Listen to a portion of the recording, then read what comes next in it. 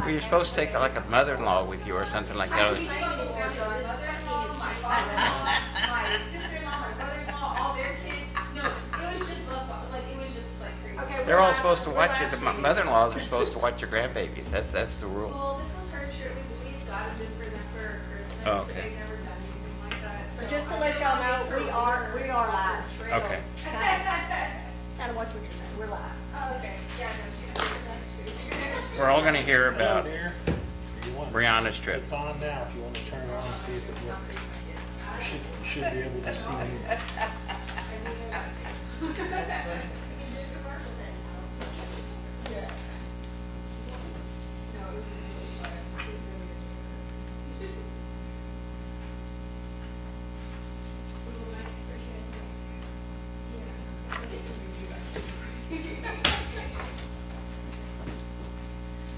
I gave y'all little snacks, but I don't mean that we're gonna be here to have to do that snack.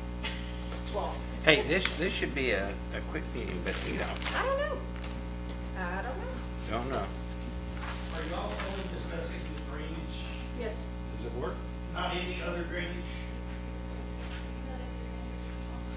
Yeah. The one over in Countryville, You gotta double click it 2 times. is it part of this? The drainage master plan, yeah. Yeah, they'll be touching base on that. Okay, well, Yes. You see there's an arrow in the middle of the screen? Try pushing that. What arrow on the screen? We went through this last time. Are you looking at the box at the bottom, the black box? At the bottom of the screen? I work with It should say live on it. about 80. No. Scroll down to the bottom. Yeah, so I was in training yesterday. On the left-hand corner, there should be a black box. What are we talking about? No, you're not on the right page. It's at the very front website. Okay, Ours. just forget about it. Cambridge, Texas. So right here. So Goodbye. so this is actually I don't know what. a nicer We're gonna have to turn it on and have it ready. The website up, maybe. I go through it with her. When I get home, I show her again. She understood what you're talking It about. worked fine when I got home last time. The sound and everything, she had the sound turned on. Yeah. How y'all doing? You know, you just sound like. I just get so frustrated talking to her about it. Alliance for Communities. And then she'll do it when it's not turned on, and it comes up with a show from 2 months ago. She says, see, it's the wrong one. I says, okay, don't worry. Whenever the live stream's turned on, it'll go to the one that's turned on automatically. Hello, sir. Are your kids? You're doing good. I did. This is where you're gonna put attention. I have snacks. Yes. Everybody has snacks. I know, but that doesn't mean we're gonna be here a long time. I just thought, well, I'll just give us some snacks tonight. It all depends on if I'm hungry when I'm looking at stuff. And I was at Have you Sam's seen the yesterday, and I pool? thought, you know, we might need some. I saw it tore up. They have the concrete ramp all Yeah. finished and the steps down. Looks kind of nice. Yeah, the contractor was coming to the store to get the things that they needed to get everything to work. So they would show me pictures of the progress that they would make and everything.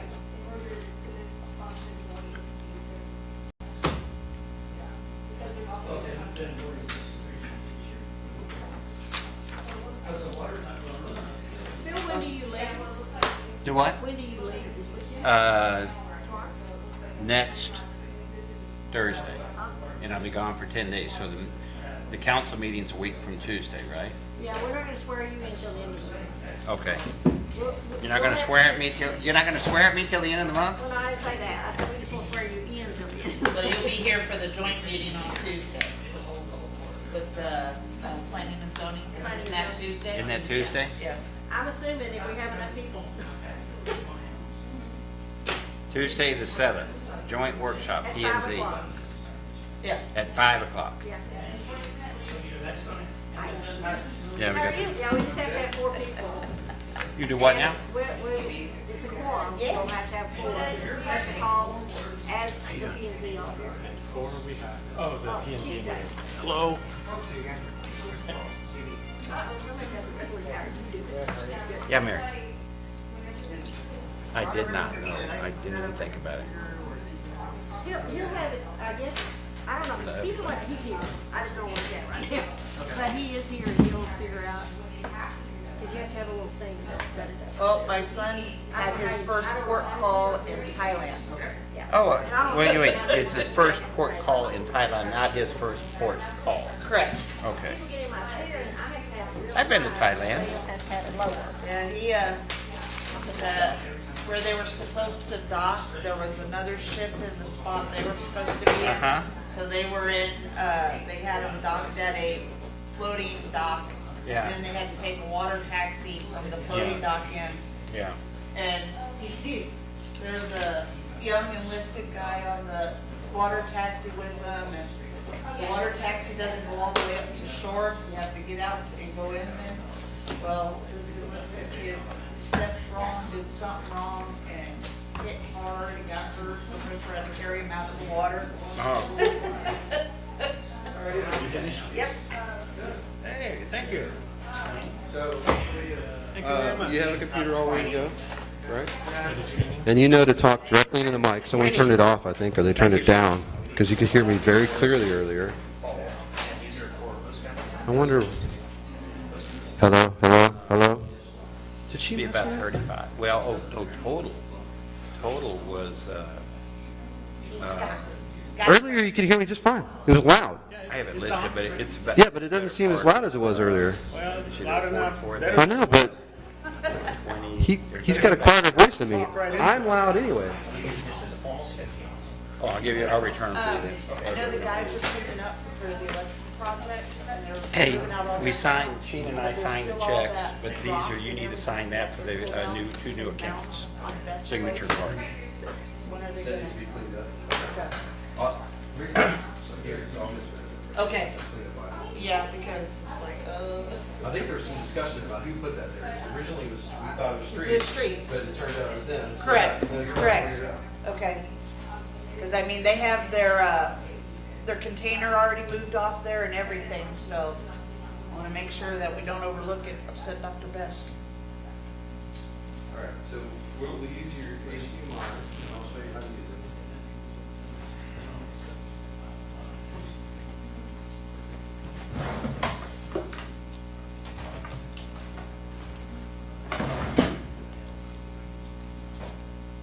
And this evening, I'm going to sign my doc to support the Okay. packet.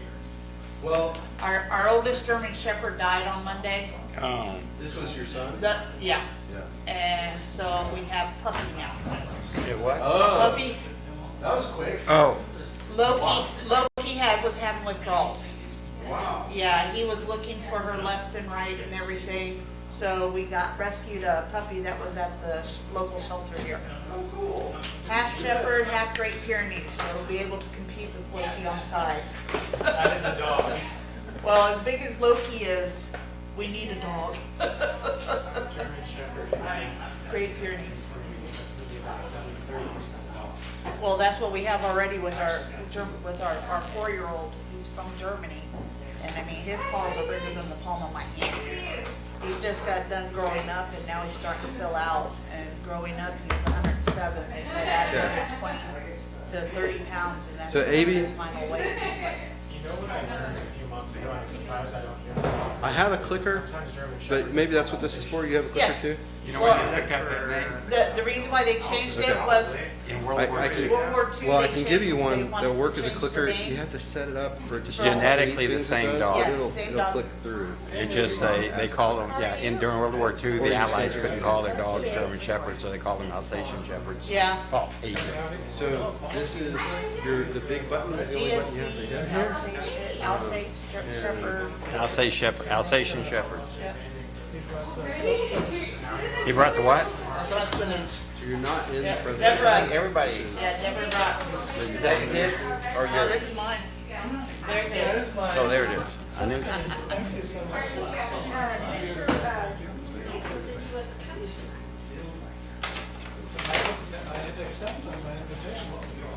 Hey, I'm gonna give this to Paul. He's here. Oh, you did? Okay. I didn't touch anything here.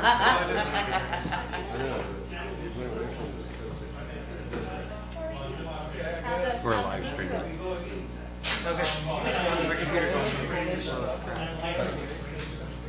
Kids Yeah. started bidding them, but they didn't want, everybody to hear about it. Let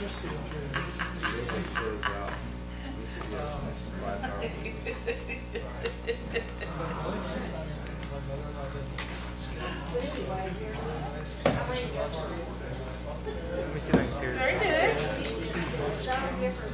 Did you bring your own? That's one Deborah gave me. Yeah, it's pretty cute.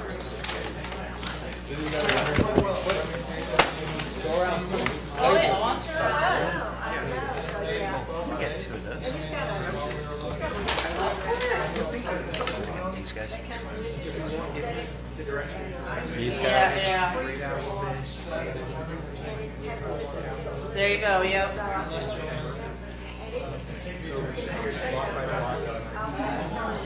Oh, Mangles.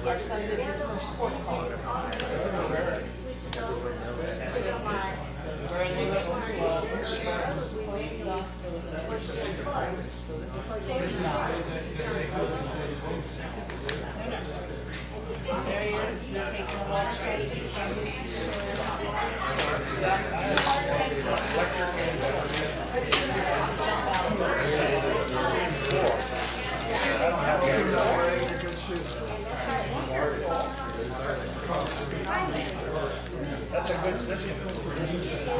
Did you go sightseeing? Yeah, he did. He had his shoes off. Yeah, but the Noah, and then there was, The guy gave the presentation last yeah, night, he was, Scott. We think he would be more than willing to help us do an evaluation of this building. Because he's very knowledgeable. All right. yeah. Yeah, I mean, the carrier didn't even know. But we'd asked him, he said he'd come over, Mary asked him, he'll come over and look at our house, and look at the Living History Center, and Oh, that was also last weekend. take Already them to back the out church to and see get him. us. Well, he turned around, like, he was supposed to get back to the ship. They're supposed to close too if it starts raining. Be able to watch it. I had that on one of mine, the automatic. Oh, you already got all those? I have now, but Thank you, guys.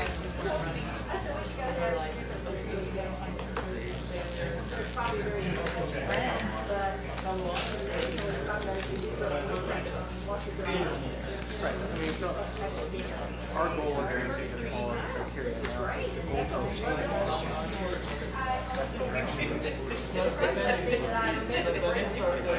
Yes.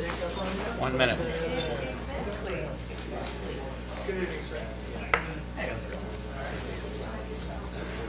Oh, yeah. But yeah, they're back out to sea now. And I had to send an email to him to let him know his dog passed away. Yeah, so we picked up new puppy, He's on a destroyer, cruiser? Destroyer. Loki. added to the family. Loki was lonely. Bob? 30 seconds. We're gonna hold our mouth straight so that it works tonight, like we did last meeting. Bite the tongue this way. I'm worried about this. This is,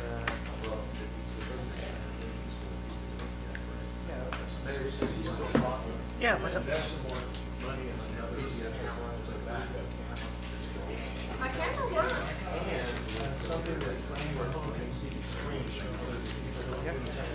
Yeah, totally agree. We've actually been working on that. I've seen some other ones that do it really, really well, where you can see. Yeah.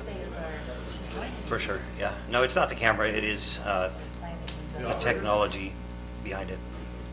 It's not me. Huh? I guess so. I don't have anything to do with the internet connections, I promise. So Joe just texted me, he's got a picture up that says to continue, contact our support team and make sure to include your public IP address for live streaming. I'm just a live streaming up a storm over here, I don't know. Okay. Is that from the website? This is from the website, he said. He says it's not connected. I have one in my office, I just forgot to grab it. Well, it may be that our IP systems, our services changed or something. Because I had to go in and do a different thing this time, all the others have been fine. I don't know if it's live streaming to Okay. Facebook. I don't do all There's a bunch that of- part of it.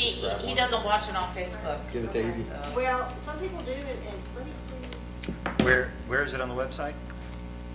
it should be at the very bottom, it says live meetings. Yeah. So I let him know that. Well, it says publish when you're ready to share. Do I want to share it? Yes. If it's Yes. live. Yeah. Doesn't You work. want to share This is what you get. that same message? Yeah, that's what Joe's getting. My wife is right. I'm doing it. Okay, let me publish it. I just don't want it to stop. Okay. Host families. See what it does now. He just handed them to me before you walked in. Because I still see it. No? Is it on? No. See, it's saying broadcasting live. Live meetings. BMO. Yeah, that's what Joe's saying. Of course, that just told me that it was live streamed live. I wonder if it's live streamed to.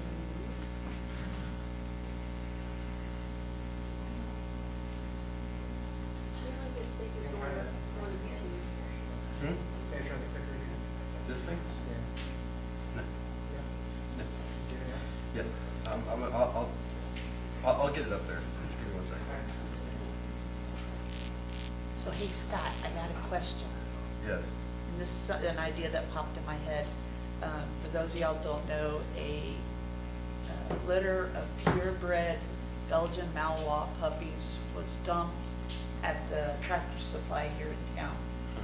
There was 7 puppies. They found homes for 4 of them, and last I knew, there was still 3 left.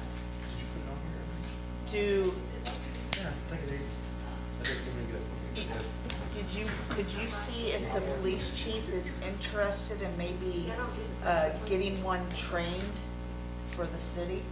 No, Um, it's like 35 grand to train. I understand that, but this is a $500,000 Yeah. dog that would save us that money there. Yeah, well, I mean, I say that, no, I really should stop saying no so quickly. I don't know, we need to ask the chief and see if he'd be interested. But bounce that it off is a- because we got 3 puppies there, purebred Right. Belgian Malinois.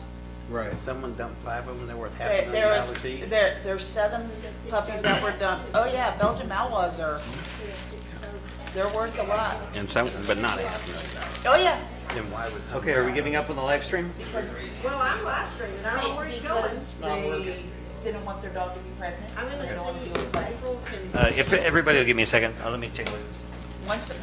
Once they're training, they're worth I've got one $500,000. person watching it. So I And don't then, know if he- and the I'm base, live streaming. Lackland is the training base for military police, TSA, local, police departments and everything.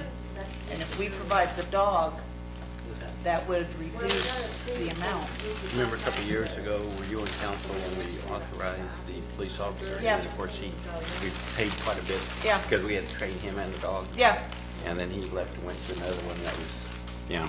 well, his wife was active duty Oh, military. no, I'm not faulting. Yeah, But that's the problem is, I for little understand. cities like us. But, well, we're not little anymore, really, we're growing. And with us having a very good breed available at our hands. But you know, I just realized if our attorney was here, she'd probably tell us we shouldn't be talking about this. Well, the meeting hasn't started yet. Actually, there's 3 of us in this call and there's 3 of us. We just had a walking forum. Yes. Yeah. I think only Sorry. 2 people said something. That's Yeah, true. but the other The people rest of heard us just it. kept their trap shut. Yeah, it's either quiet. They don't It's- count either. It's just a thought, I mean, No discussion. I apologize. yeah, I do too, I'm just thinking of the well-being of the dogs. And with us having a breed like that available to us. Or do something to get it to share Facebook, you just tell us we can't. She's over there. Is it on Facebook too? It's supposed to be, and see, right now, it's DVD, it's not live right now. You have to go back and think this again, it's DVD, but it's not. Well, but it's showing live here, so I don't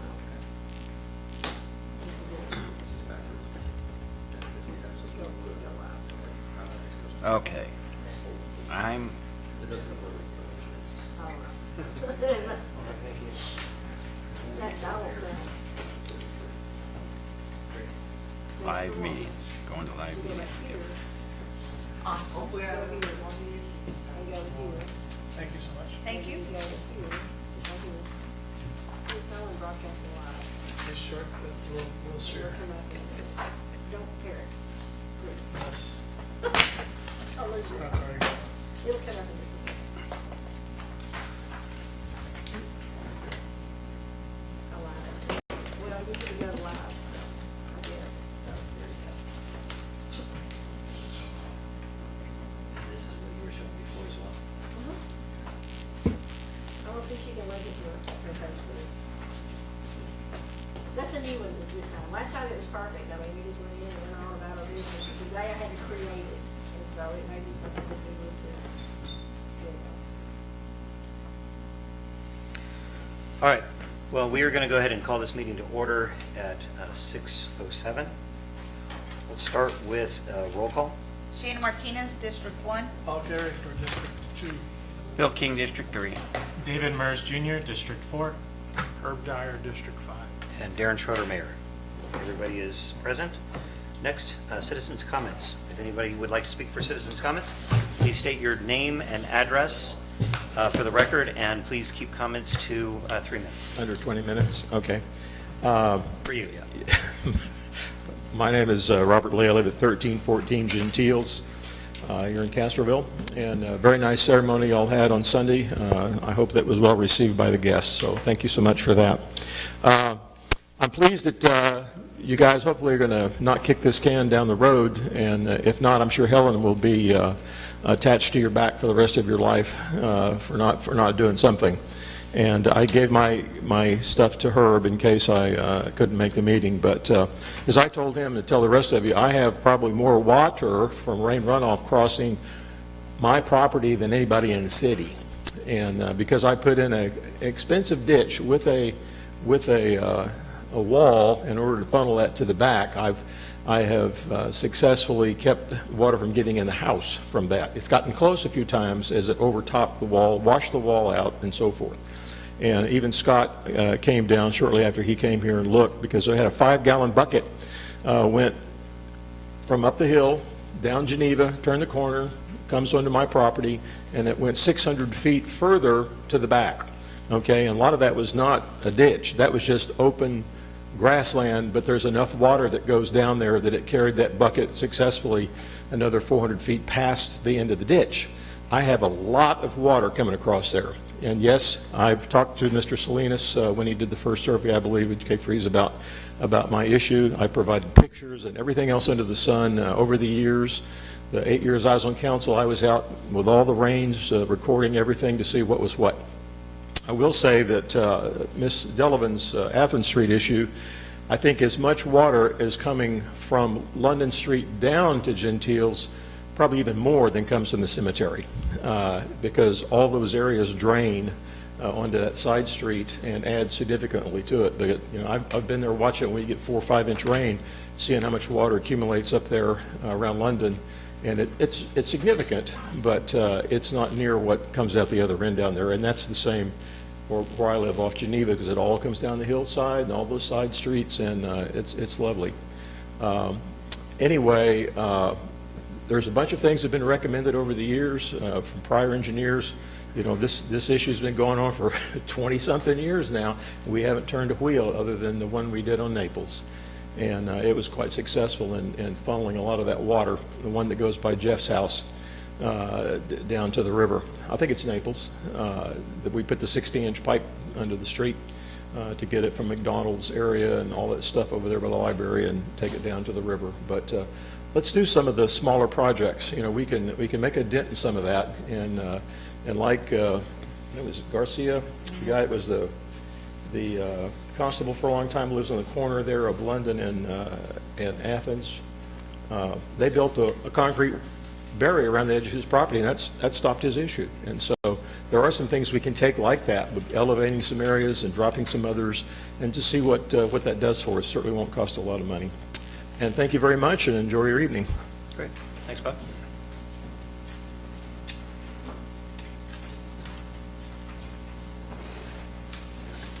I'm Larry Walter, live at 132 Village Path here in Castroville. I guess this may not be the right time to talk about this, but the drainage behind in the proposed new subdivision that they're putting in, or proposed going in. There's a pond right at the back of my property through a drainage ditch that we already have flooding issues with. And now we're going to put a drainage pond back there on top of it. Now, the city did go in and buy the lot next to mine, which is a vacant lot, for drainage, I was told. So I don't understand if they bought that for drainage.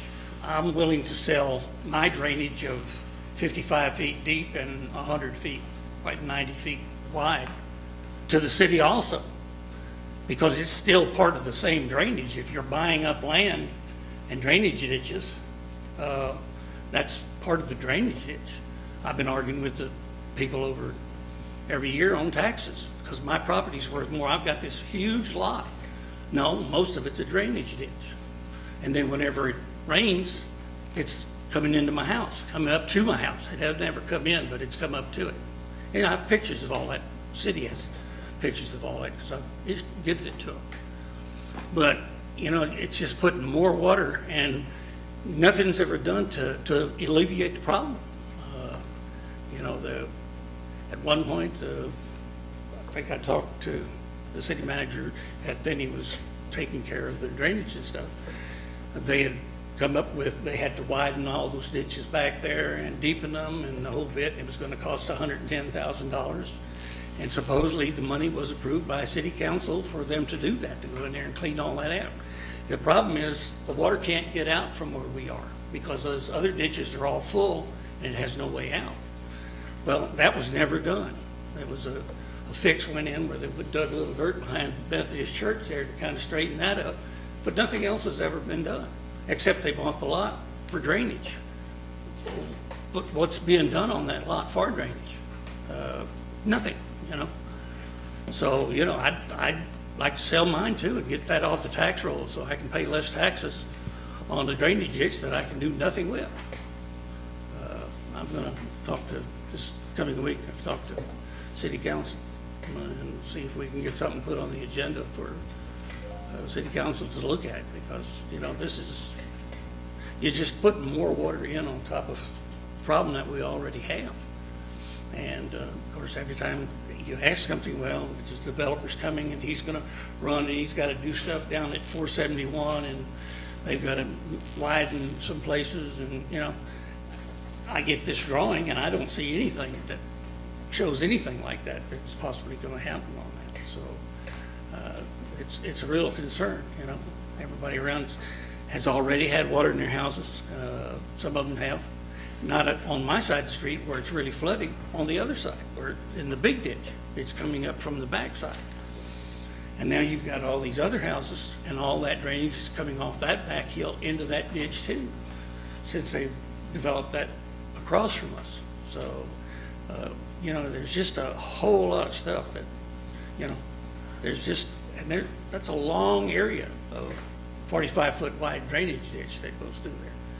Like I say, if the city wanted, they could buy it and put a retaining wall up on our side where it comes off the hill and hits the retaining wall and it forces it out that way. But I don't know how that's going to work whenever it goes across Village Path. It goes into a concrete drainage ditch on the other side, and that fills up that deep. I mean, I don't think you can have 2 or 3 foot of water coming across the road without having a culvert or something there. And I'll ask you to wrap it up. We will be talking about some of these things tonight, so please stick around through all of it. I think that we are covering that portion in Country Village and some of the improvements for the MP Homes thing? Yeah, I will, once the public comment period is closed, if you'd like me to address the purchase of that property, I can. The other items, the drainage ditch is going to be part of this presentation. Perfect. Okay, great. Well, I Thank you, sir. appreciate your time. No problem. Thank you. Thank you for coming in. Is there anybody else that would like to speak for citizens' comments? Please.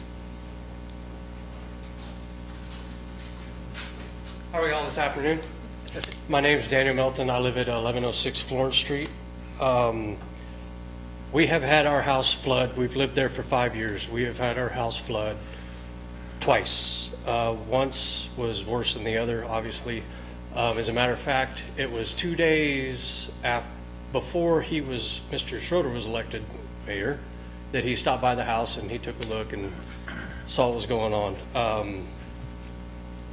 All I want to say is whatever is happening it's coming from the two side streets that are going down to the river. It's coming once it gets to the point where there's just so much water that those streets cannot carry that further anymore. It comes across on Florence right through our yard, and once it gets to the point where our yard is just so saturated, it comes right in our front door. Whatever y'all can do to mitigate this, I don't care what it is, but I can't have my house flood anymore. It's getting to the point where I know obviously it hasn't rained in the past 4 years that we've seen anything like this, but it's going to happen and it's going to keep happening. I've tried everything that I can do as far as building berms, cleaning, making sure that there's nothing else that where the water would naturally flow around the house is not obstructing it. So far that seems to help, but obviously we have not had 4 inches of rain in an hour in years. I really do hope that y'all find a solution, find a cheap solution, obviously, because this is our tax dollars here. And we can get something done here pretty quick. Thank you. Great. Thank you. Would anybody else like to speak for citizens' comments? All right, we will close that out. Mayor, would you like me to address Yeah. the acquisition of that property? Yeah, let's talk about that. Sure. Just to clarify, so it wasn't that the city was buying drainage. I understand that that's kind of what it's turned out to be, but the real issue was that that lot was being proposed for development, and there were plans being submitted to were submitted to the city's permit office for a new home.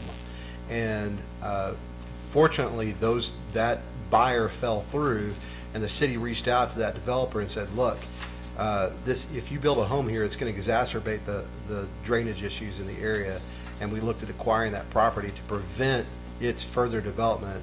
So again, I want to distinguish between those two. It's a fine line, but there is a difference between acquiring drainage and acquiring a property that was imminently going to be developed and cause further drainage issues. So it was drainage related, the acquisition was, but it really was intended to prevent further exacerbation of the drainage issues in the area. I think that's the only point of clarification I have. Well, and that was twofold, because it was the drainage, and it was for people in Country Village with kids to have access to the park that's going to be built in that subdivision. So it was a combination. Yeah. To access, in the subdivision. I was going to say, we can be very, very clear. That property will only be an access. It'll be like a green belt. Yeah. Okay. This is the same property that we discussed and you all bought a year ago?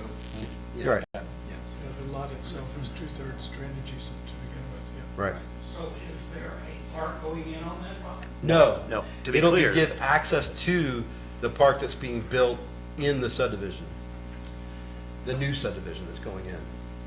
But that property won't be a park per se. It may have a walking trail, it may have some trees or other things if they're deemed appropriate, but it won't be a park.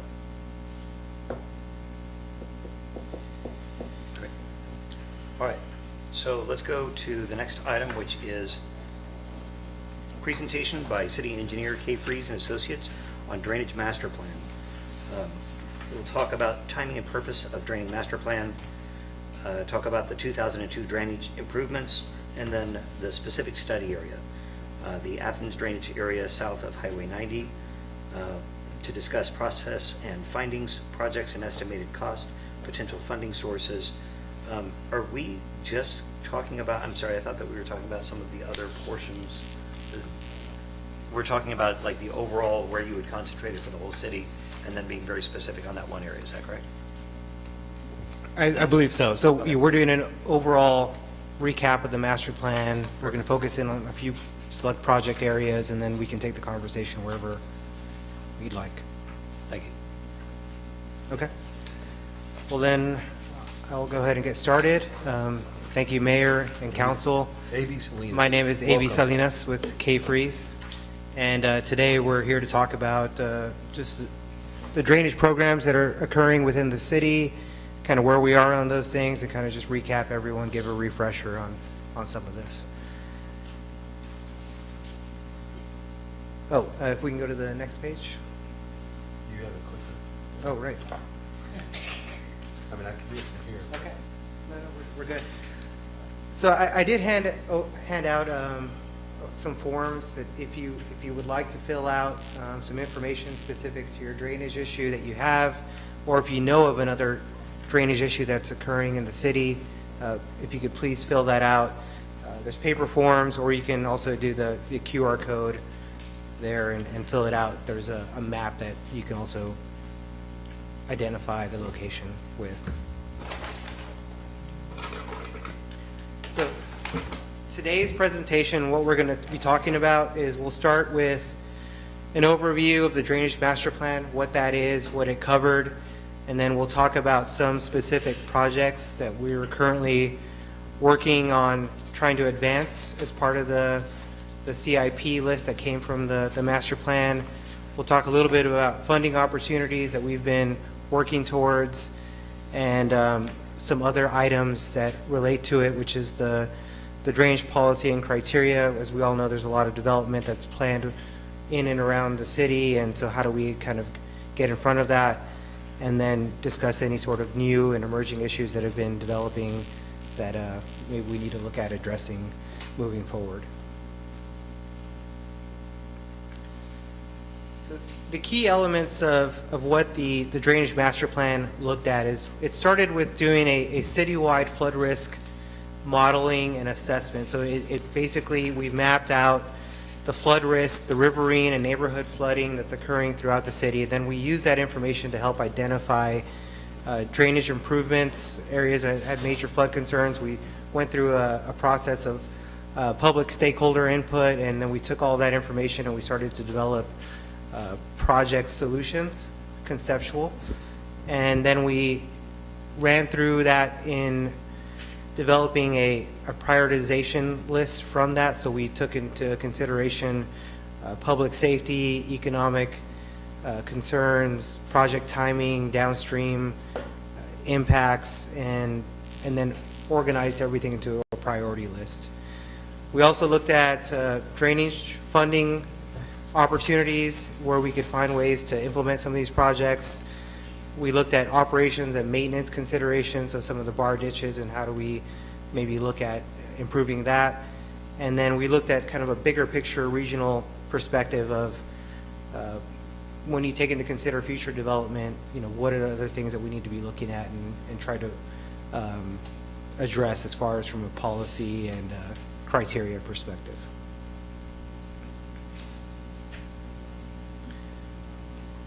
So from the master plan, we focused in on 10 projects. These are the 10 that we have, and the map shows that a lot of the problems are around the older part of the city and then going towards the east on Flat Creek and around 90. Those were some of the areas that we focused in on. So we had River Valley Road, Village Path, Flat Creek, that's kind of the country village area, Garcia Creek, Athens and Algiers, Naples and Lorenzo. Those are all really big projects. Lower Lacoste Road, Provident Avenue, the Valley Mobile Park over there by 90 and Flat Creek, and then some issues there at the Castroville Airport.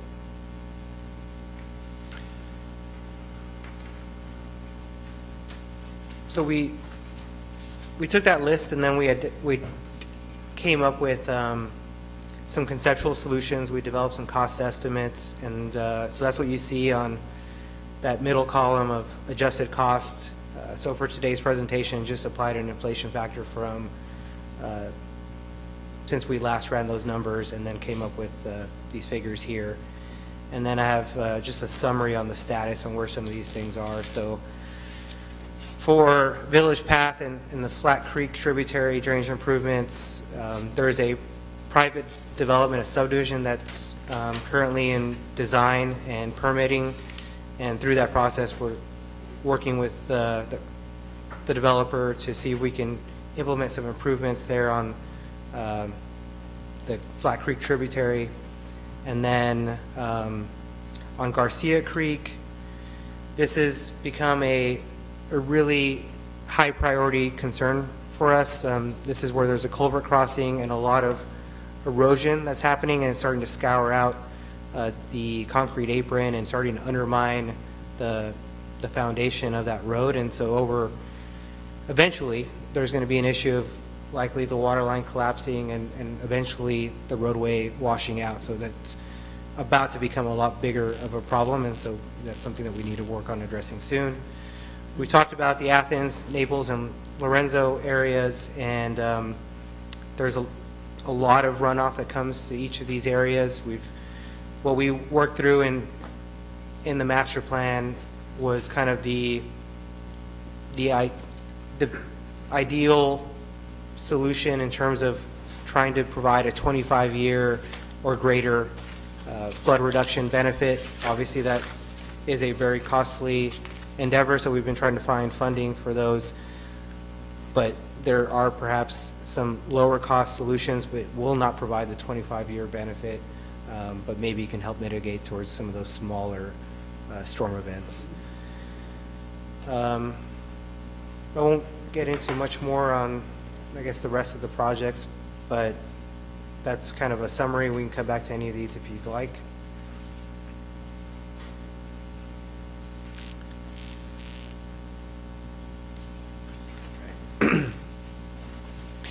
So I kind of covered this in the previous slide, but to recap kind of our priorities right now, we've been focused on the Garcia Creek channel stabilization.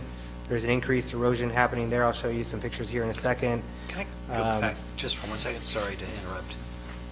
Just looking at this, I apologize I didn't catch this before, but LO1,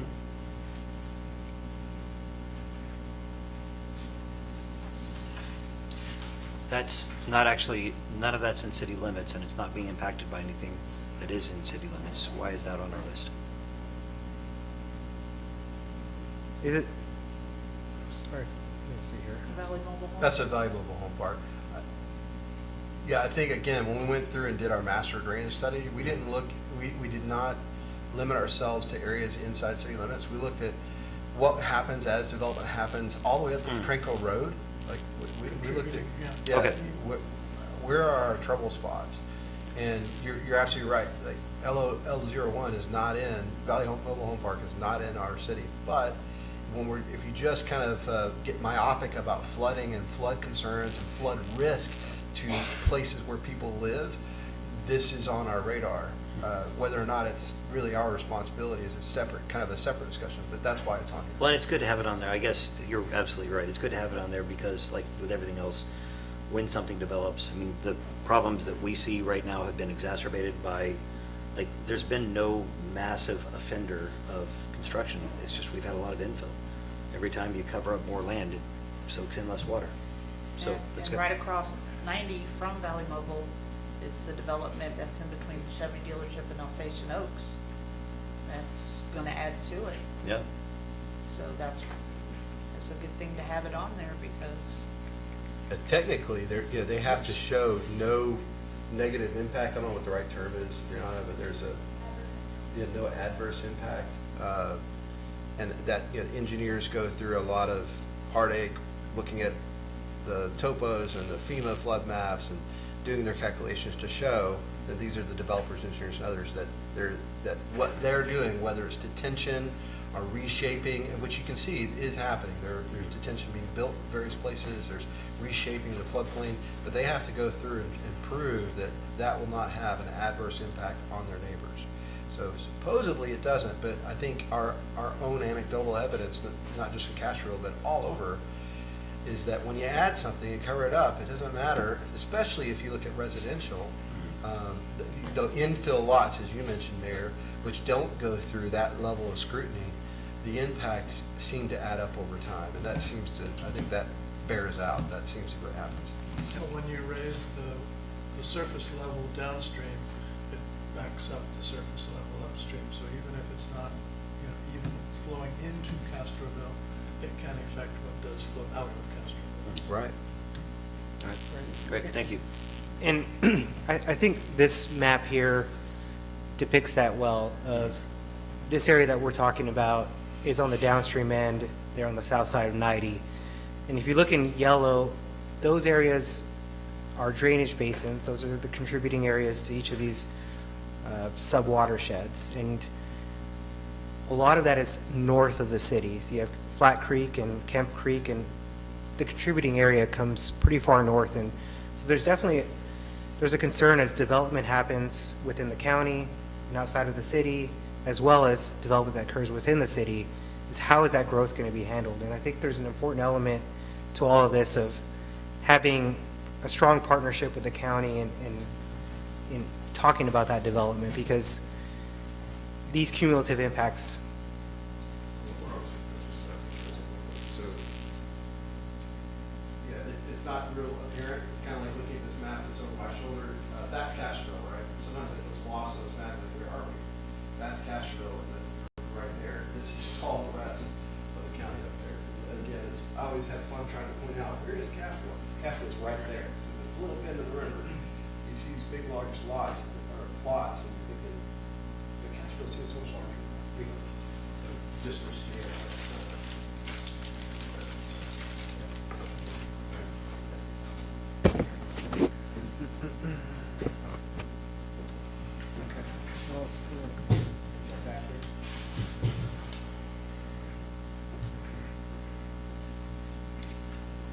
Okay, so I'm going to spend some time talking and focusing in on a few of these projects that I think have been high priority and a focus of a lot of discussion, and just kind of share some information on where we are and a little bit on what those solutions look like. So let me start with Garcia Creek. And this was something that we had looked at in the master plan, and it's been something that's been progressively getting worse over the years. There is a culvert there on Geneva Street. You can see on the bottom photo, that's the downstream side of that outfall, and it's started to erode that apron, and you can see on the side banks of that channel that they're becoming vertical, which is highly unstable. And so this is some pictures of that same location more recently. So you'll see just more incising, more erosion that's occurring. And then on the bottom photo, there's a water main that's kind of hanging on there by dear life. And so we've been talking about trying to advance this project and some funding, and I think maybe there has been some funding identified. Yes. Just to clarify, next council meeting, which will be May 14th, you'll get to see AB again, and he'll probably use some of these same slides and talk in a little bit greater detail about the timeline for that project. But that is going to, the bonds for that project will be approved at the May 14th meeting, and we'll also talk about the timeline of then going and issue that project. Okay, great. Fun stuff. We'll see you all in a couple weeks. But yeah, the erosion is something awful, and it's starting to build back into people's backyards and everything, and falling down into the creek bed. So. Right, and I think that erosion, migrates pretty far downstream. It does. It's eroding backyards, property. Yeah, So it's because we get the rush from 90 coming right down there, and then add the neighborhood and everything. And when that gets backed up, it backs up into River Bluff. And Yeah, and one of the bigger issues with that is it's kind of on a steep slope, and Yep. and so it's just the water's moving too fast. Yes, sir. Another area that we looked at was Village Path and Flat Creek, and so this is where the Country Village subdivision is. This is where Village Path is that we heard about earlier, and there's a need to increase the capacity of that channel, and so that's another one where we've been working in partnership with a developer and their planned subdivision improvements to go in and do some improvements on widening and deepening the channel. I don't really have much more to update on the status of that, except that, I think we saw a first round of the permit submittal for that. I think they're still pretty early on in their design process, and so we're still kind of working through that.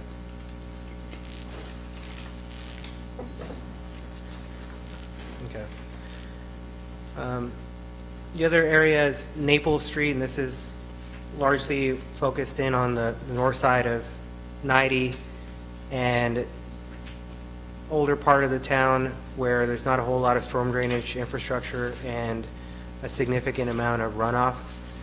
This map shows in blue the flood depths for the area that we had come up with, and to alleviate the flooding, and when we say alleviate, we're talking about aiming for at least a 25-year flood benefit.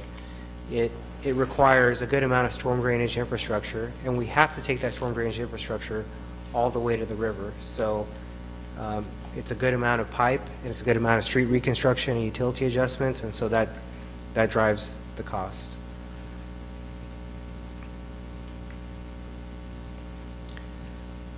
Similar with Lorenzo Street over by downtown, storm drainage improvements, inlets, and kind of a similar story. Will you go back to it? Oh, I just want to read the individual items.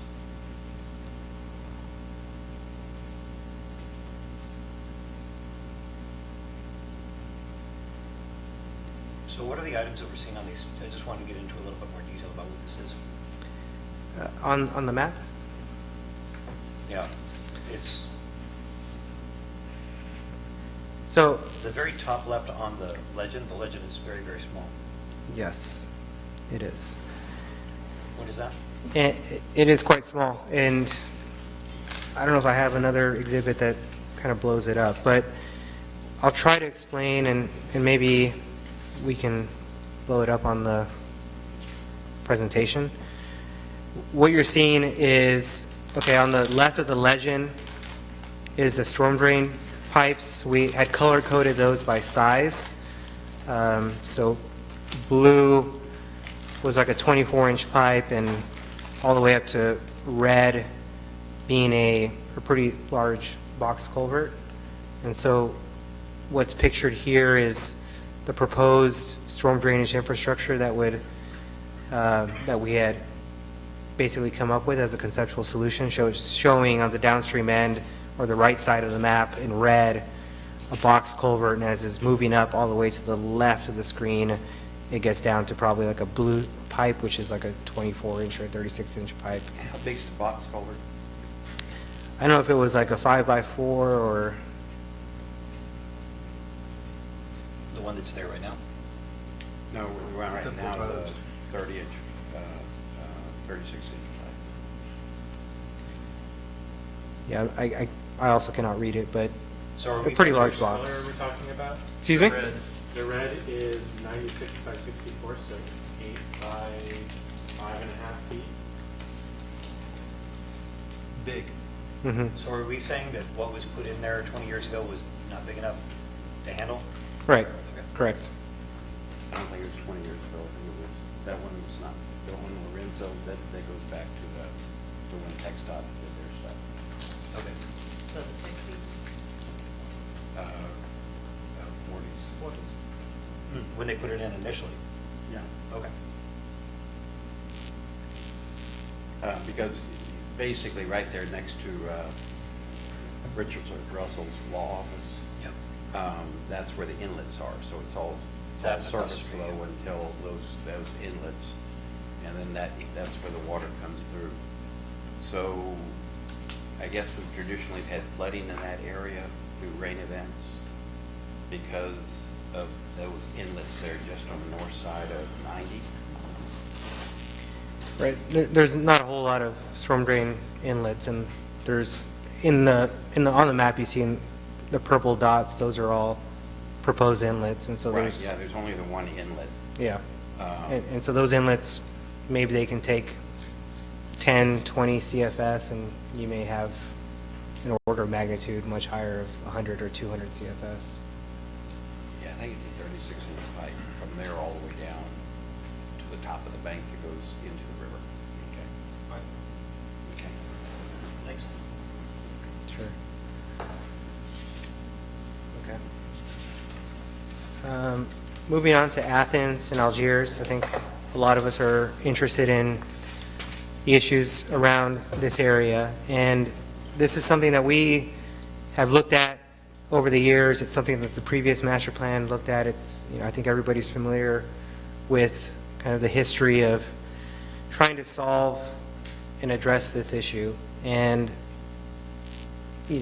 one of the major things is that there's a large contributing drainage area that runs through this neighborhood, and I think combined it was something like 600 CFS and maybe the 25-year storm event. That's a lot of water. And so when we looked at this, we tried, if we're going to do it, we try to address it at the 100-year storm event benefit. The 25-year and the 100-year, there's not a tremendous amount of difference when you're talking about the infrastructure. But that's a lot of streets, and because we're talking about box culverts and significant structures, and you have shared utilities in the roads, by the time you go in and you construct these improvements, you've basically torn up the entirety of the street. You're replacing water lines and sewer lines, as well as putting the storm drainage infrastructure. So when you develop this cost, you're getting inevitably new water lines, new sewer, the storm drainage infrastructure, a new street, probably a curb and gutter system, new driveways, and so forth. And so that's kind of what brings that cost to where it is. And so I think we had that around, you have here 11 million at the low end to 15 million for phase 1, and then we had broken out phase 2, which is another 3 or 4 million, and we'd broken that out because we felt like you could kind of do these two independently. This was this project, Lorenzo and Naples, we had been working last year to include this inside the state flood plan. So the Texas Water Development Board has been putting together projects throughout the state, and then they're using that list of projects to then identify which projects are going to get funding through that program, the Flood Infrastructure Fund. And so we were able to get onto the list as what they call an FMP, a flood mitigation project. So there's different levels. There's like studies, there's evaluations, and there's projects. So it was a good thing to get to that level. The issue that we ran into as we were starting to prepare the application this past month was that the latest census numbers for the city, the AMI, the annual, or what's it, the adjusted median income, is above average for the state. And because of that, we don't qualify for a matching fund contribution. You could get a low interest loan, but when we're talking about these numbers, that's a big loan. So we're still looking at other opportunities that we can find. Really quickly on this, just because there are people in here that are impacted by this specifically, where are the outlets of these? So for phase 1, that all outlets on Athens Street? I think we had it on Algiers, and then maybe an outlet on Athens. When you say outlets, you mean where's the water usually? Like, Yeah, where does it enter the river? right, the main discharge point is we're proposing a large, oh, I don't have it. Forget that I'm not. Okay. The low-cost solution has it going down Algiers for the low costs using bar ditches. But Right. the big project has it going down Athens. No, this says Algiers. Yep, there it is. Is that surface or underground? For the project that we were talking about here, I mean, these are all storm drains, box culverts, inlets, curb and gutter. Subterranean drainage. Underground. And then we So follow. this, sorry, phase 2 also goes out Algiers? I think so. Yes, I think we all have it at going to one discharge point.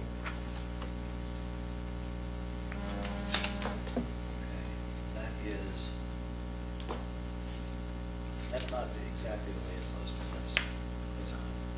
Now, I'm just wondering, because a lot of that from that area, what Bob Lee was talking about is down at Geneva, and it actually shows it going through his house. It doesn't, it goes back from there. But if you're taking all of that stuff that normally goes down in that one area, and you're putting it all further up, my concern is that, like, there's a house that's right over on Athens. So if we're dumping all of that water at Algiers, then you're increasing the flow up there. Do we risk, have we modeled what that looks like as we're filling up the river, especially with other stuff that's happening?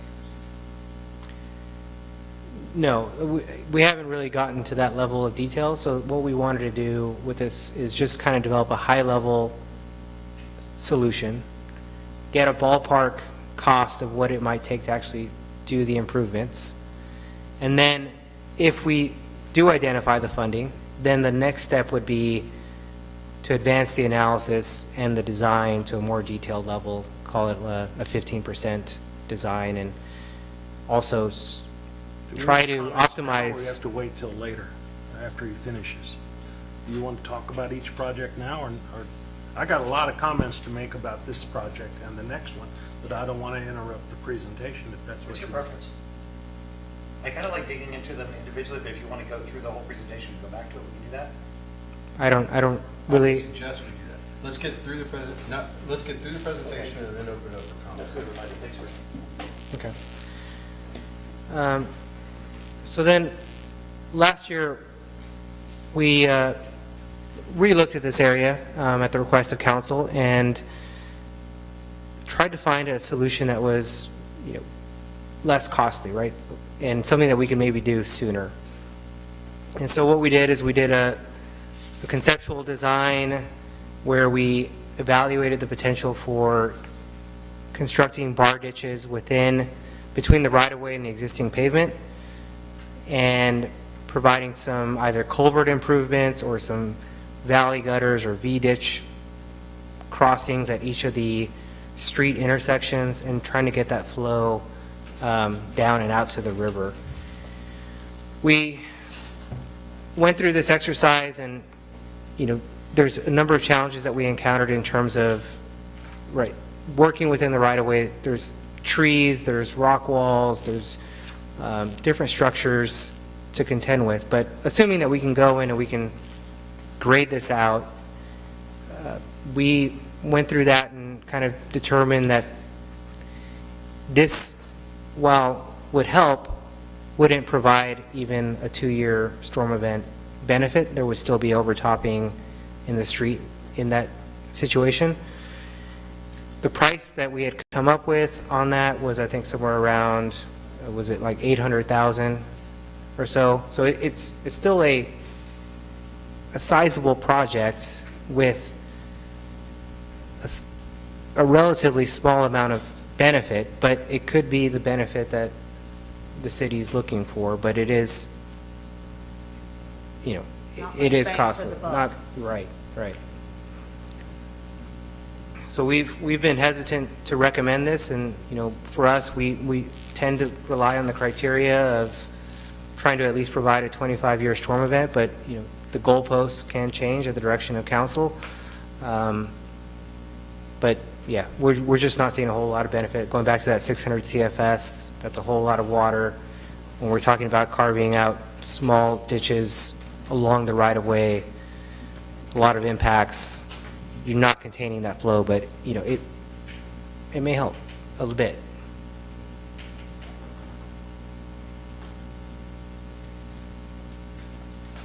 All right.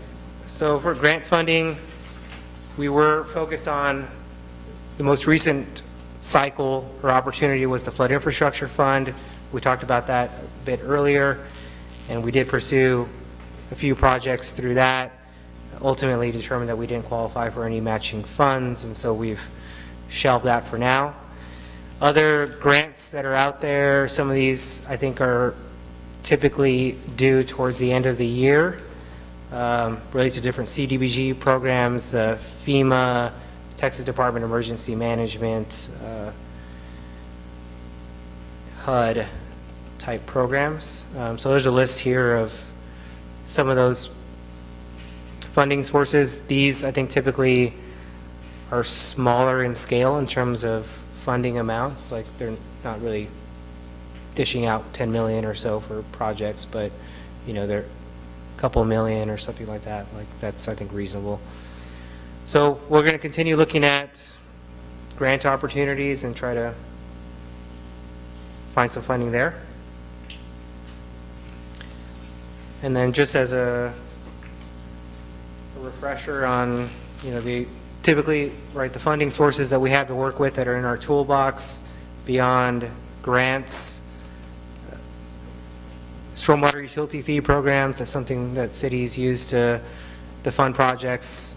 It's a good way to fund maintenance and provide steady funding towards those initiatives. Of course, property taxes, the general fund, general obligation bonds, and so forth.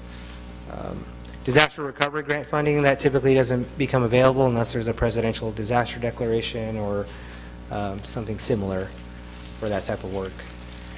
And then there's always opportunities to try to work with the county in partnership and try to get some shared funding there.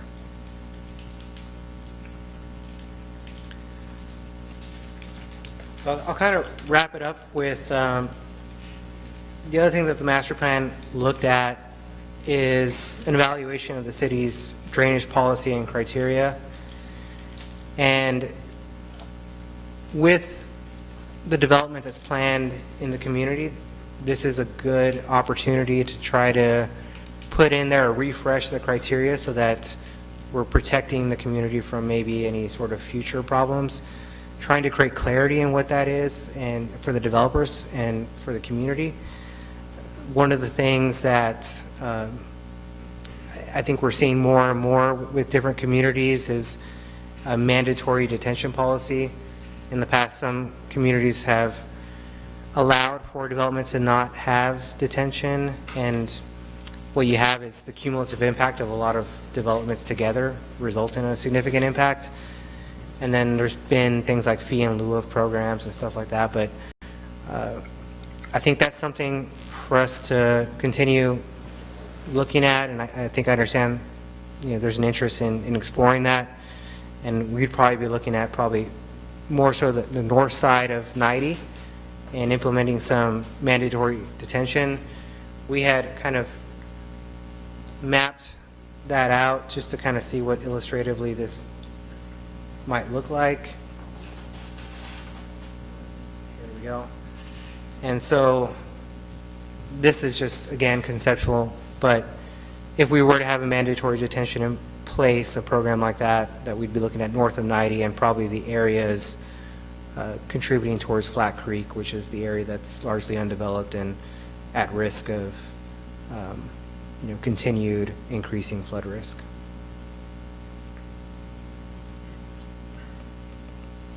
I think for clarity, I want to note that, so Wednesday night will be the Planning and Zoning Commission. There are two planned unit developments that are being considered. One is for the Heights of Castroville, that's the 35 acres next to Country Village, and then the other one is for Flat Creek. And in both of those situations, there's on-premise or on-property detention. So one of the things AV is alluding to is like putting it in our code where we require it, and certainly we're going through the UDO developments. That could be an element discussed there. But separate and apart from that, as a stopgap, as you all know, as the council certainly knows, we are in these development agreements with these developers as they come forward. We're baking into that process things like detention that are not required today, but that we really probably will be required in the future. So. do counties have the ability to have those requirements as well? I think so. I believe so.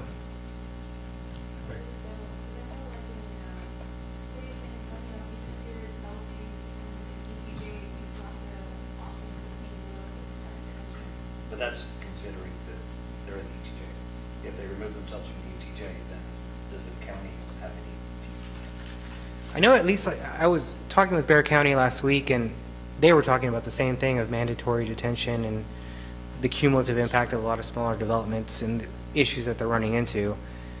And I think they have a policy, but I'd have to go back and Well, I know verify that. Just anecdotally, in talking to TxDOT, this came up. You can see on the property that's just south of the Flat Creek. So you've got Flat Creek. It's kind of confusing. They're the developer of the residential portion, and south of them, between 90 and their development, is the commercial area that's owned by Terry Dickerson. And there was a bunch of flood area improvement done there. Dirt moved and channels changed, et cetera. And none of that came to the city because that portion was not in the city limits, still isn't in the city limits.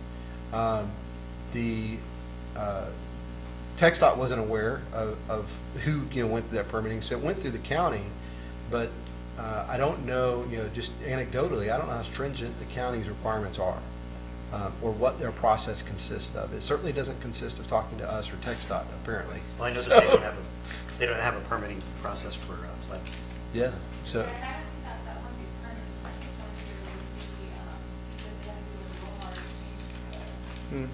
So it went through FEMA.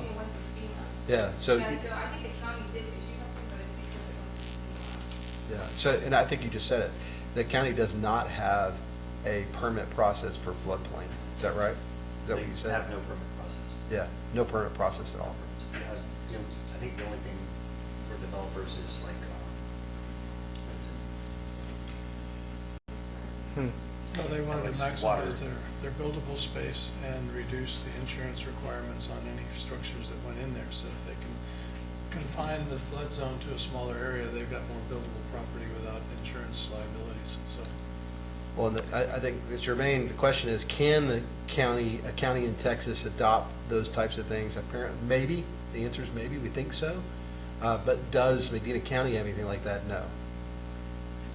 That's important to know when we talk about all the developments north of us, and so, I mean, these are some legitimate concerns I think we should all have. That's interesting to hear. And from my understanding, if you're participating in the National Flood Insurance Program through FEMA, you're required to have floodplain development permits to be a participating community. So, I don't know, that's probably something worth talking to the county about. And then I think, I have seen through Bear County and another community there where that community reviews everything that goes into the ETJ for their city. And so maybe there's an opportunity to enter into an interlocal agreement where the city has an opportunity to review these upstream developments that do have an impact on the community. All right. Do you have any other slides, or are we done? We're done. I mean, I have Okay. other supporting slides, but that's. I would like to, but I think I think we need to get to some of the questions and whatever, topics council wants to cover and that kind of stuff. There were some videos I know that I received from you, Councilman Dyer. Do you want me to show those? I don't know. It's Whenever you're ready to discuss. yeah, I'm going to open it up to council comment. We'll start over with District 5. Well, District 5 is where Algier Street flooding is the problem. A long-standing problem. And I think this presentation tonight shows us that the path we're on is a very low probability of being funded. I mean, we're asking the state to look at $65 million for the 3 projects that you mentioned and you briefed, and the probability of us getting that money is very, very low. So I believe it's time for the city to change our approach to handling flooding. Instead of saying we're going to put it in a study and send it up to somebody and hope they send us millions of dollars, we need to figure out what needs to be done, and we need to start doing something. Now, you've showed us, I think we paid you $80,000 last year to do the study on how we could do low-cost improvements like box drains and things like that in the Athens neighborhood area, and you came back with a plan that's about $1 million. That was for the bar ditches, right? Just roughly $1 million to do some small bar ditch improvements, which you clearly showed us would not solve the problem. We all agree, we understand, it will not solve the problem. But doing nothing is not a plan, in my opinion. And I would like to recommend to the council that we take a different approach, and that we look at these different projects and we figure out what is in the realm of possibility that we can do and fund. We're funding a lot of things in the park that probably are not quite as important as 6 inches of water in my living room every 5 years. I've been through a number of homes in District 5, the same owners more than once. They're cutting the wallboard out of their living rooms because they flood. And they keep asking me as a council member, what are you going to do about this? Well, I've been out with the city administrator. We've driven, we've looked at all these different things that we might be able to do. I wrote them down tonight and I gave them to each member of the council. These are all ideas that we've talked about for more than 3 years. More than 3 years. We have done absolutely nothing on any of them. And I think it's time for us to prioritize and price and start doing things that we can do or things that we can contract out for a reasonable cost in not just Athens Street. I'm talking about all of these. I agree there are problems in the city that are just as bad as Athens Street. So I'm not advocating that we do just Athens Street. I'm thinking we have to do a better job of prioritizing, and I think we need to start funding and maybe move some of this money that we're talking about spending on other things back to flood management. So that's probably where I'll leave it. It wouldn't make any sense for me to talk about all these individual initiatives. I think let's get through everybody, and Yeah. I think we should talk about some of the. Well, I'd be happy to elucidate on any of them, try to explain them. I would like to tell you I made 2 mistakes in the document I sent you. One is very important. In item number 3, I used the word Madrid Street by mistake, and it makes no sense what I wrote.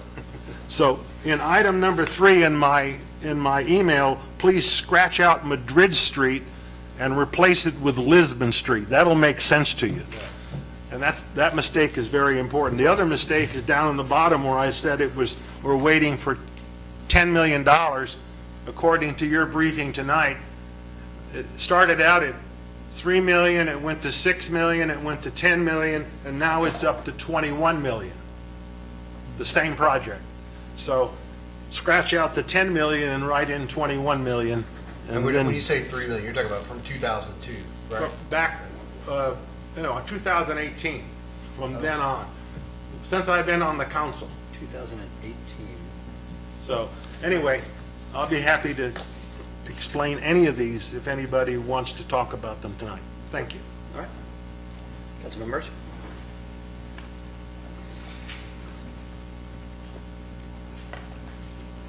I don't know that there's really a whole lot to add on top of what Herb said. Yeah, this is a problem. It's been a problem for a while. I think that 90 years. something like that. The only thing I'd add is, I guess, just a question of everything in here is about moving the water away faster. Has there been any look at possibly retaining it especially that big flow coming off of Cross Hill, trying to retain it up by the cemeteries or slow it down coming down that hill, just to reduce that. Were any interventions like that looked at but discarded? That has been looked at in the past, and what I think was looked at the time was, yes, detention over there by where the church is in the cemetery, and then the vacant lot that the city has there on London Street. And we looked at providing the storage that was needed, and I think at the time of the report, maybe it was looking at like a 10-foot deep pond for focusing on a 25-year storm event. With that, we have to have an outlet for that pond, so that means we got to put a storm drain pipe all the way down, whether it's Athens or Algiers, somewhere. And I think there is the possibility for, let's say, like what we present here is kind of like the ideal, and then there's things that we can do that don't quite achieve the same level of benefit but still provide a significant benefit. And so I think there is the opportunity for, let's say, detention of using that site on London Street, and if we could get some more detention through another property, that would help alleviate or reduce the size of pipes that we need there on Athens and on Algiers. It's still a multi-million-dollar project, but it's I think less expensive and still provides good benefit. So I think there's a possibility there. Anything else? That's all. Councilman King? Instead of a concrete detention pond there, you can use a mechanically stabilized earth one and reduce the cost quite a bit, I think, right? Because I've seen those in other areas, but when you all are looking at those, because the soils are great for that. Are you talking about trying to increase the capacity of the storage? No, if you're going to build a detention pond instead of reinforced concrete, we want to use a mechanically stabilized earth retention pond. Yeah. But because I know those are being used pretty common now, in a big cost reduction. Herb, I like your suggestions. I think, priority is we're going to discuss here, as Scott said, the next meeting is we all saw the disasters happen there with the erosion problem. So, we got to take that into account. But then this has been. One question I have, we haven't had a lot of infill development in that area or north of that area. The Athens, South Athens Street, this one. Depends on what time period you look at, right? Well, I'm looking at, 50 years? How much inflow, how much additional hard top cover have we placed that's impacted this, or has this always been around for the last 50 years? I think, was the last master plan done, was it 20 years ago? 22 years ago? No, it's been sooner than that. Oh, the drainage master plan. The last one? The last iteration? 2002. And they had like the 6 projects of the city. And that identified this one as one of those projects. I don't know if a lot has changed since then to now, but whatever happened, I guess maybe prior to then. But I guess when I drive through the neighborhoods and everything, there's no new homes there, there's no new subdivisions there. North of 90, where like that property from Dr. Best is undeveloped, there's very little developed there, and that does run under 90 and comes into the top part of this. But we have had quite a bit of it. I think there's about 24. I say, when I count, just counting the houses that have been built in the city in the last 20 years, I bet there's probably 24 houses. Okay, so 24 houses in this area that affects this thing. Well, I would make the argument at all. If it's Do what? Lots of asphalt. the Baptist church. Okay. And I remember a study the city had authored some 5-6 years ago because of that issue, and our engineers looked at that and agreed that really didn't affect. Wasn't a major again, you're asking, well, is the infill contributing? And I don't know. I would suggest that the real contributing factor to the flooding that you see is, one, finished floor elevations that were not required to be a foot above the crown of the road, which is what the current standard is if you go with any city, across Texas, probably the United States, that's just a normal standard, and that was not followed back then. And that, you know, it's not the fault of anybody who owns the house today. The foundation of The finished floor elevation of the foundation of the house, the crown of the road, that finished floor elevation should be, current standard, a foot above the crown of the road. If that were the case, I think there'd be far less flooding in many of these places that are saying, well, I'm getting water almost every time there's a 6-inch rain. Well, yeah, because your driveway slopes into the garage or slopes into the rest of your house. It's not ideal, but I mean, again, I'm not trying to blame the homeowner. That's the condition they're in.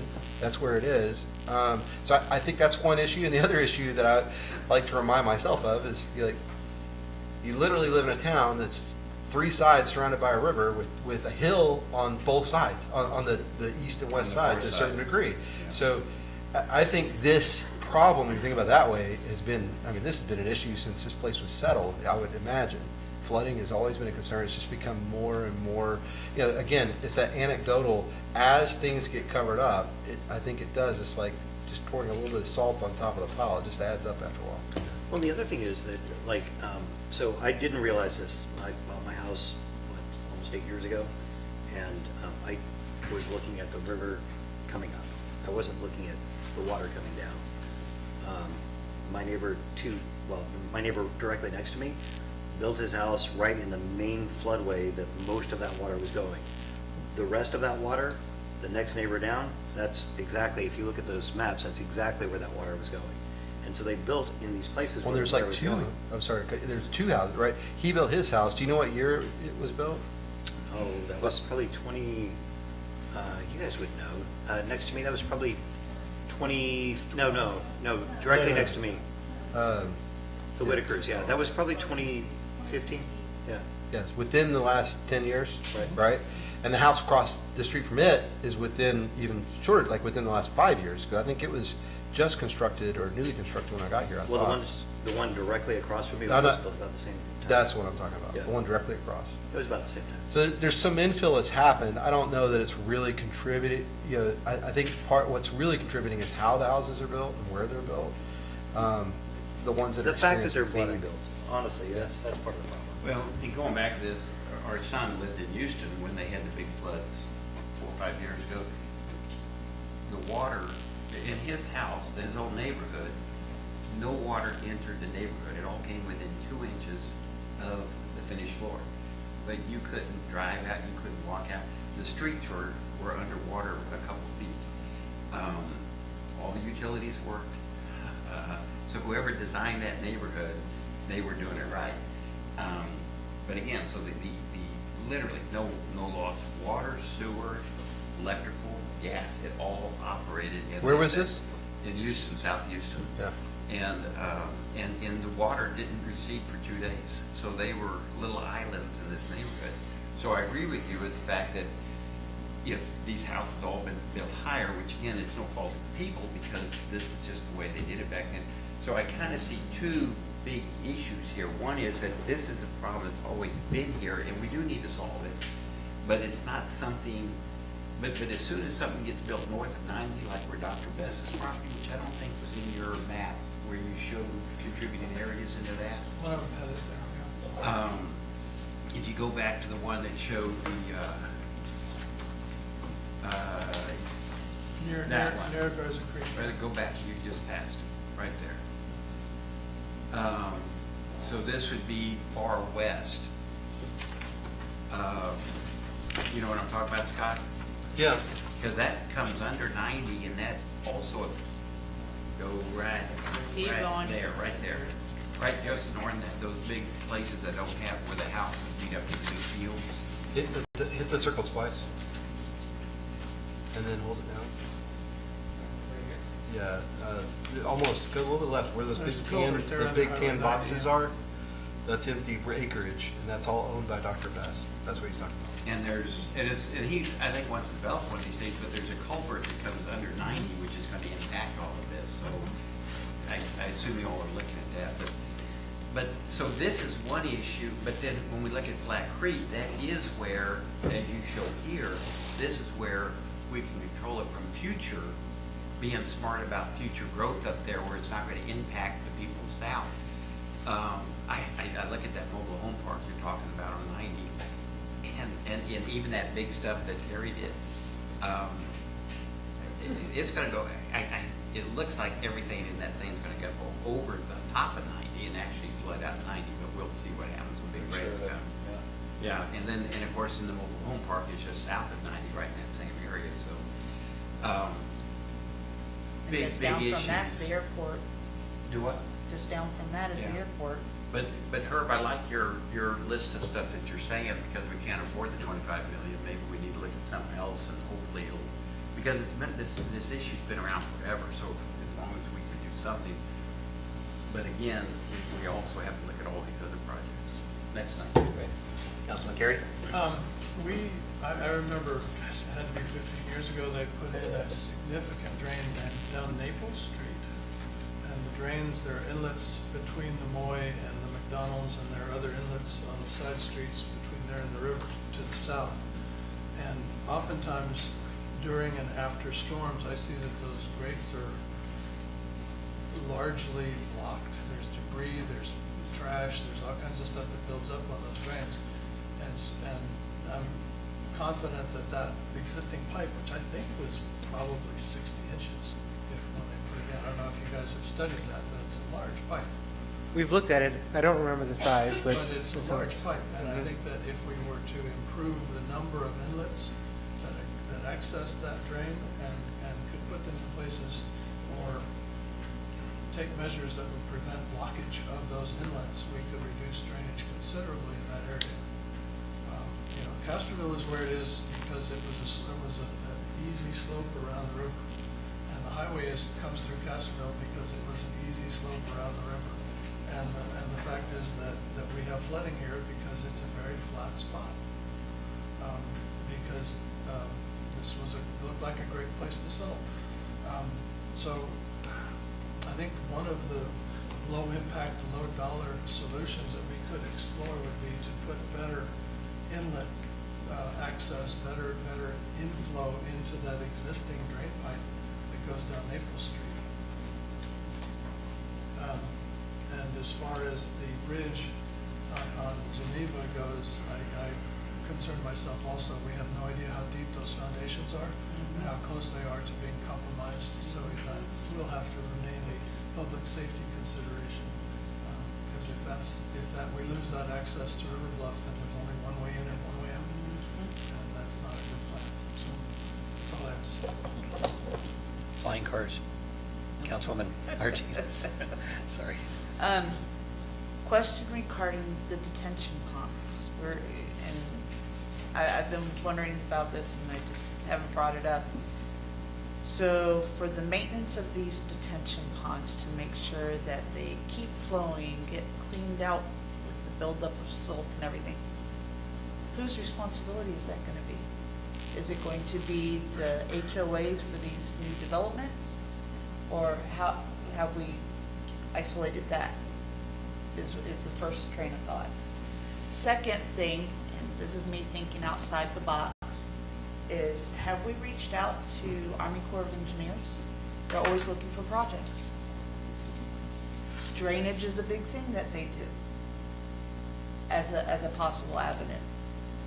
They're always looking for projects. I mean, gosh, they built all the levees and everything in Mississippi and Louisiana. They're always looking for projects.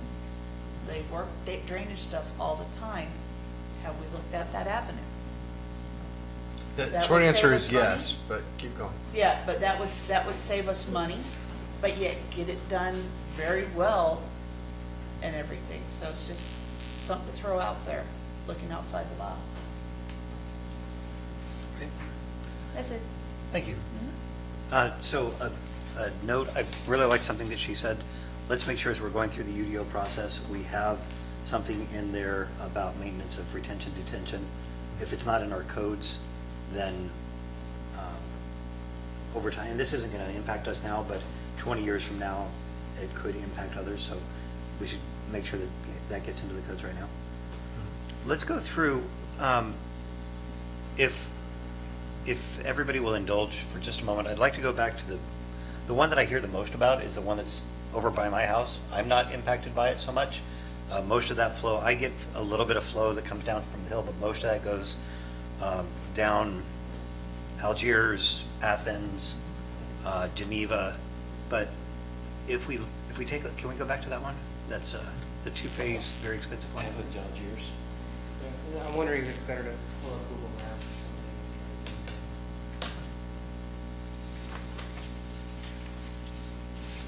Well, I'm just wondering, like, one of the things, as I've seen that come down, like, I've got, I think that I shared the videos, when Scott first got here, we had coming down Geneva, you're actually showing it right here, kind of what it does. Geneva is kind of the bottom road there, left, right. It comes down, it doesn't go straight back to the river. We have paper streets here. Like if I look at where those paper streets are, that is one good way to convey some of that. There's Geneva. Yeah, that's Geneva. So I'm wondering with Geneva, I think Geneva is the highest impact for something like that. Getting it, yeah, have we looked at maybe just taking our paper street and lowering down the road, gentiles, and basically carving a path back to the river for that? Making intercept channels. There's a house in the way.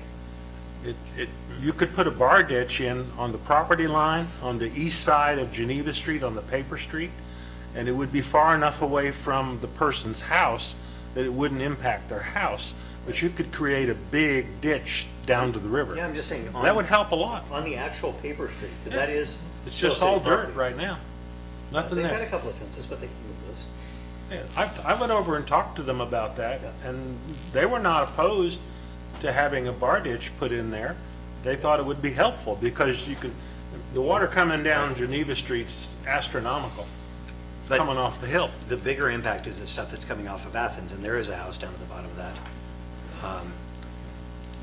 Just as a reminder, for these public hearings, I'm going to open it up to the people that are here, just because I want them to have that. Let's make sure that we've got the public hearing so that we can open it back up. Well, you don't have a public hearing, but by state law, citizens can comment on any item that's on the agenda. They have to be recognized by the chair, but you don't have, it doesn't have to be listed separately. So if you want to open it back up, you can at any point. I really want to take a look at this very specifically. You had a question, Mark? Yeah, I think a couple things. Now, I'm sorry. Name and address, sir. Mark Mangle, 799 Apple Street. On the last house on the left. We are the left house to the west. 799 Athens. On the rinse detention ponds, how fast do those, with all the water that comes off the hill, how fast do those things fill up? And once they're filled up, are they actually doing any good anymore? You know, Detention ponds there The are. retention ponds that y'all talked about, like Oh. by the cemetery. Well, that was one of the other things that I think we should take a look at is, I mean, the two city lots that are there, when you were talking about the flow of that having to have an outlet, you were thinking about concrete? I was thinking it was like 36 or 48 inch pipe from But on the city lots, were you thinking we're digging down the city lots and it's grass? Or we're digging down the city lots and it's concrete? I was thinking grass. Yeah, I think that's better. I You mean, can get more volume, of course, out of a structural, we talk MSC walls or MSC walls or concrete walls that can give you a more vertical slope. You can squeeze out a little bit more area. It's not gonna be a whole lot.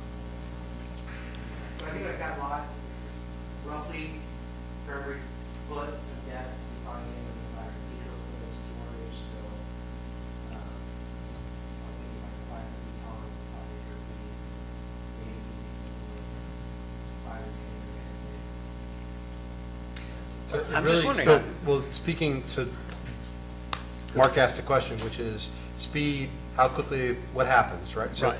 Well, it depends on the rain event, right? How much rain are we getting at the time as far as how quickly it fills up? But what you can answer, so those are kind of difficult questions to answer. What you can answer is, what is its capacity? Well, we can kind of define what is the capacity of a detention pond there, and then what happens to the water after that pond fills. And I think that's part of what A.B. was speaking to earlier, which is you'd have to build an outlet of some kind, so it'd slow it down some, but how beneficial it is really comes down to, well, how big of a rain event. And most of the whether it's the bar ditches or the detention pond or lowering the little street areas, all of those have very, very marginal benefit. And what we mean by that is that you're going to barely affect a 25-year rain event, which is our most common rain event. It'll be hard for someone to notice a big difference in that event. And the worse the event is, if you have a 100-year flood, you're not going to notice a difference at all, because you're still going to have the same amount of flooding basically, Right. Because of the rain. So is Yeah, that fair? that's- I'm not an engineer, and I always get nervous when I start saying this stuff. He was like, I don't know. I think it's fair to say, like, we can construct a pond, we can do ditches, we can do a number of things. They will provide some benefit, call it a marginal benefit. And I think the question is to the degree of how much we want to invest in that benefit. And if we're comfortable with spending whatever it is, say $1 million on some improvements or $3 million on some pond improvements. If we're all, I think, comfortable with that, that's something we can do to try to move the needle. But when the big storm comes, probably won't be a whole lot of difference. Right. Mr. Mayor, can I say something? Yes, please. The biggest problem in the Athens Street area is the water comes down quickly to that area where you're talking about building a retention pond. That would certainly help. But the problem, the crux of the issue is when the water gets to Athens Street, it immediately starts going down Athens Street right away. Most of the water goes down Athens Street. If we could find a way to try to help move that water further east on London Street, keep it moving so it doesn't start down the hill, and then we could distribute it between Athens Street, Algiers Street, and Constantinople, all of which would take it to the river. But the trouble is now, it's all going down right at Athens Street, and that block between Athens and Algiers floods. It just fills up with water, as the gentleman stated earlier who said he's had 2 floods in 5 years. So we need to move the water eastward using bar ditches or whatever technology the engineers can come up with. Even if you built a retention pond, it would be great until it fills up, and then as soon as it fills up, it's all going to go down Algiers. We have to move it down London Street to the east. And I think that would help. So I noticed a lot of, like, when it rains and all the water comes down, all the silt comes with it. So the road is always rising. Yeah, on Athens Street down, the Paper Street down where the manhole cover is, I think it's like 14 or 15 inches below the level of the height of the road. So I know that's, I mean, I didn't build it that way, so I'm sure it's all the stuff that comes flooding down there and builds up. They come in, they scrape to get it down off the pavement into the grass area, and then 3 or 4 rains, it's back up to making a mound again, so then it backfills into the driveway.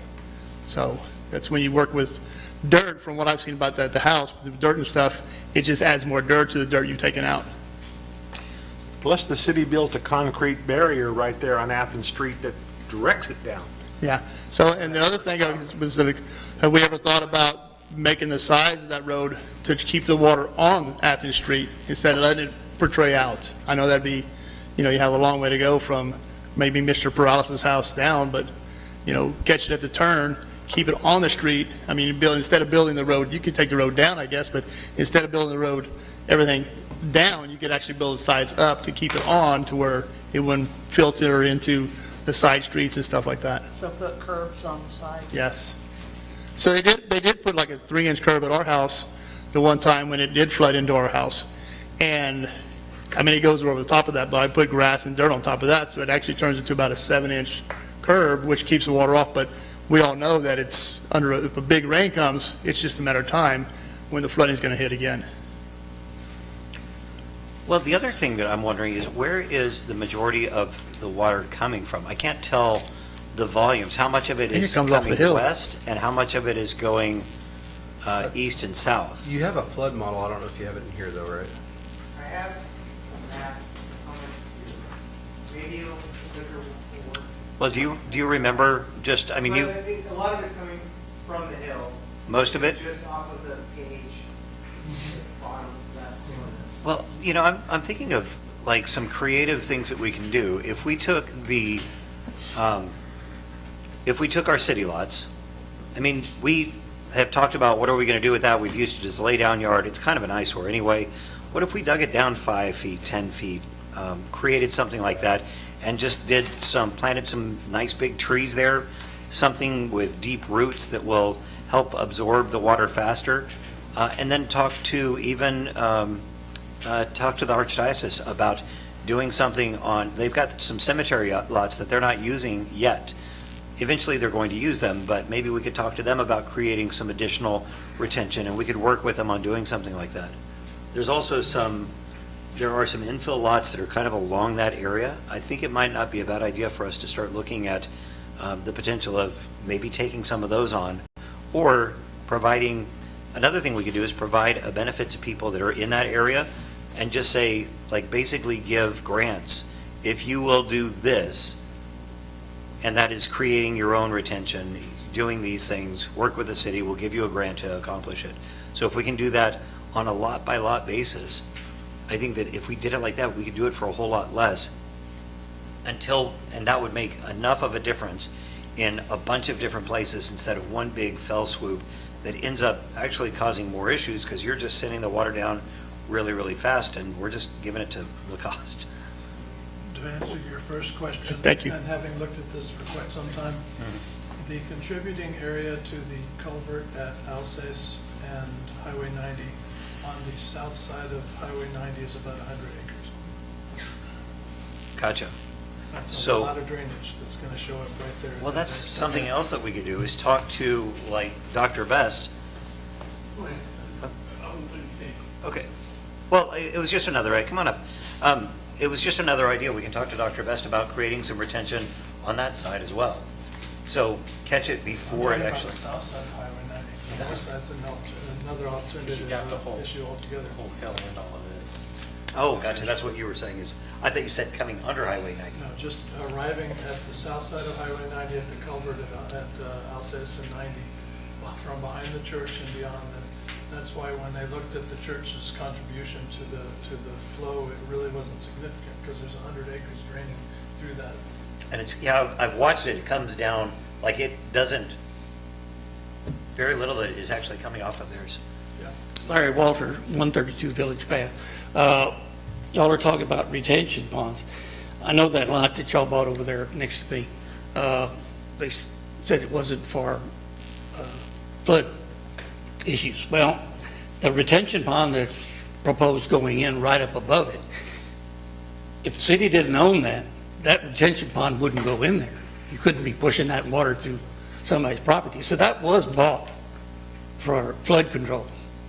Now, you're talking about a retention pond, you've already got 45 foot that goes the whole length of that part of the subdivision. On the back side that I'm talking about, that's in my yard. I mean, that's a retention pond itself. Why put that one in when you got the whole thing?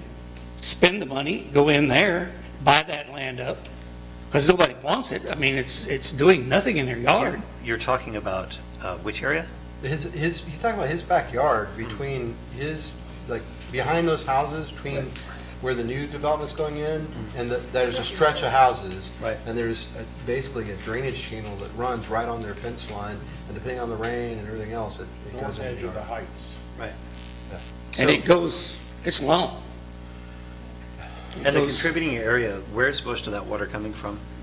From the fields. proposed new hill that they're going to put all this in. Okay. So we got the retention. That water's still going to come into that.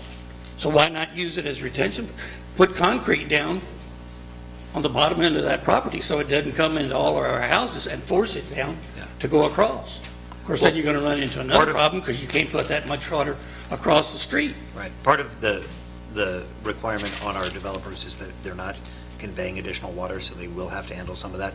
They're actually, through this, are looking at doing some additional floodplain management. I think that your problem decreases pretty significantly, pretty quickly with that being developed. Yeah, but I mean, if you're doing retention ponds, you've already got one halfway there. All you gotta do is put a wall up on one side to keep the water from washing through everybody's houses. Well, we were talking about retention areas because that area doesn't have a significant amount that's not coming from that field. And once that field is developed, they will be rerouting the water so that it's not coming down, like the water that you're getting off that field right now. I'm imagining the way that they're going to do that, it's going to be the same or less than what you've been getting currently. So I really feel like that area, and this is not to disregard your concerns at all, but I really am pretty confident in our ability to accomplish the drainage improvements in that area just as things are developing. Because they're developing, we can put the requirement on the developers to fix some of those issues. Where we're talking about right now is in historic Castroville, we're not going to have any developers. There's only one swath of properties that could happen all at once, and it's nowhere near the size of some of these other ones. Well, I know too, that drainage ditch, as it goes out from where we are and goes down, it goes behind the Methodist church. Well, you run into Walmart parking area or whatever in the back of Walmart. There's a road that goes through there for signs that live up on the hill. Yep. It's like a dam. Right. Got this nice drainage ditch coming, and all of a sudden, there's a road built up across it. And then the nice drainage ditch starts on the other side and goes on through. And that was part of what was in that proposal for that fix was the culvert under, that was the culvert under the Persines Road, right? Was on that, sorry, the private road that goes, one right by Walmart, beside Walmart. That's Alsatian, that's part of the Alsatian Oaks improvements, right? Yeah. I think that's part of their drainage improvement. You're remembering correctly, but it wasn't, it's further down and it's part of Alsatian Oaks. right. So that flow is going to go back behind the Walmart, like the way that that's planned out, like the master plan, that will be taking that further down. That'll be taking that east. Okay, so they're going to build a culvert or something there for that water to get out? That is my understanding. Yes. Because that's what's happened. Why we have flooded is because that water couldn't get out. Right. And ours just backed up. Yep. So part of that development is having them clear out that kind of that L shape that goes between Country Village Estates and Country Village, and then continuing that down so that it can continue to flow out. Oh, Okay. I just realized this isn't up. See if it shows. There it goes. Maybe, was this what you think we were thinking of? Sort of? No? No. And by the way, as an engineer, what you have to understand is the reason it's not water flowing on here. It's just, like Paul said earlier, this is flat. There's nowhere for it to go. Yep. And there's nowhere for it to go. So the issue here isn't the fact that you have, that yes, there's just the rain that falls. If you go to that big thing of the old historic Castroville, all that stuff in those three areas of the river, all that water, it's just flat. and that's what's causing the flooding. And it's because we never had, Castroville never had the infrastructure to drain this water out. So this is a different issue than what's on the east side of town. It's just flat. It's like what's going to happen south of 90 with any development there. It is flat south of 90 compared to north of 90 on the east side of town. The difference is they're building, detention ponds. Going to build detention ponds. They're trying to do things to. But before they put in the first roads, it sloped to the river, and it drained naturally. And as we've added more and more roads, the roads have become little dams. Paved roads, in particular. Paved roads. Paved roads, yeah. They get higher and higher every time you resurface them. And you look on Athens Street, and there's two dams. Lisbon makes a dam, and Gentiles makes a dam. So Mayor, that's the issue. my challenge for you and the council is how do we terminate this? how do we take this discussion that we've had tonight and turn it into action of some sort? Right. And in my mind, there's a couple, there are definite funding challenges that need to be considered. Just to be clear, one of them was a utility drainage fee. We have that in place. That's what's allowing you to go issue some more debt. I think you heard our financial advisor speak at the last meeting that it produces around $70,000 a year in revenue, and that's enough to go borrow between $1.2 and $1.5 million, and that's about how much it's going to take to fix Garcia Creek. But we'll see when we get those bids where we're at and how much that costs. That'll create a little bit of potentially a little bit of money that might be able to be used for something. And then we have about $330,000 in the drainage fee account that can also be used for some kind of project. But my question for you from staff is, and I guess the challenge for council and challenge for you, Mayor, is, okay, how do you want to go about developing an action plan? You could, and God forbid we do another study, right? But you've got a bunch of ideas. You've got some things that I know that Herb, sent out a list. What I would suggest is well, anyway, I'd like to hear what your thoughts are, but maybe establish a committee or something. But Well, and I like the way that you're going with that, because one of the things, I'm sorry, I'll get you in just a second. So when we looked at, by my house, when you guys looked at, like, directly between myself and my neighbor, the solution that came back was this great big 20-foot wide concrete culvert that was going to cost $25,000 and just be this big concrete monstrosity. Phil said, dig it down here, build it up there, cost me $500 and a little bit of time on my tractor. And so we were able to redirect the water, and it got the day after we finished that, we got full proof that it worked, because we had this massive deluge and it took it down there. And so I think that if we take these small incremental steps, and to be clear, what we took care of with that small fix, instead of a $25,000 fix that was just concrete in a very rural setting, was as effective as, like, it couldn't have conveyed any more water than the other way. So I want to find these creative solutions that, if we take these incremental steps and we look at, let's use the city lots, let's talk to the diocese and the archdiocese, and see if they can maybe contribute to that.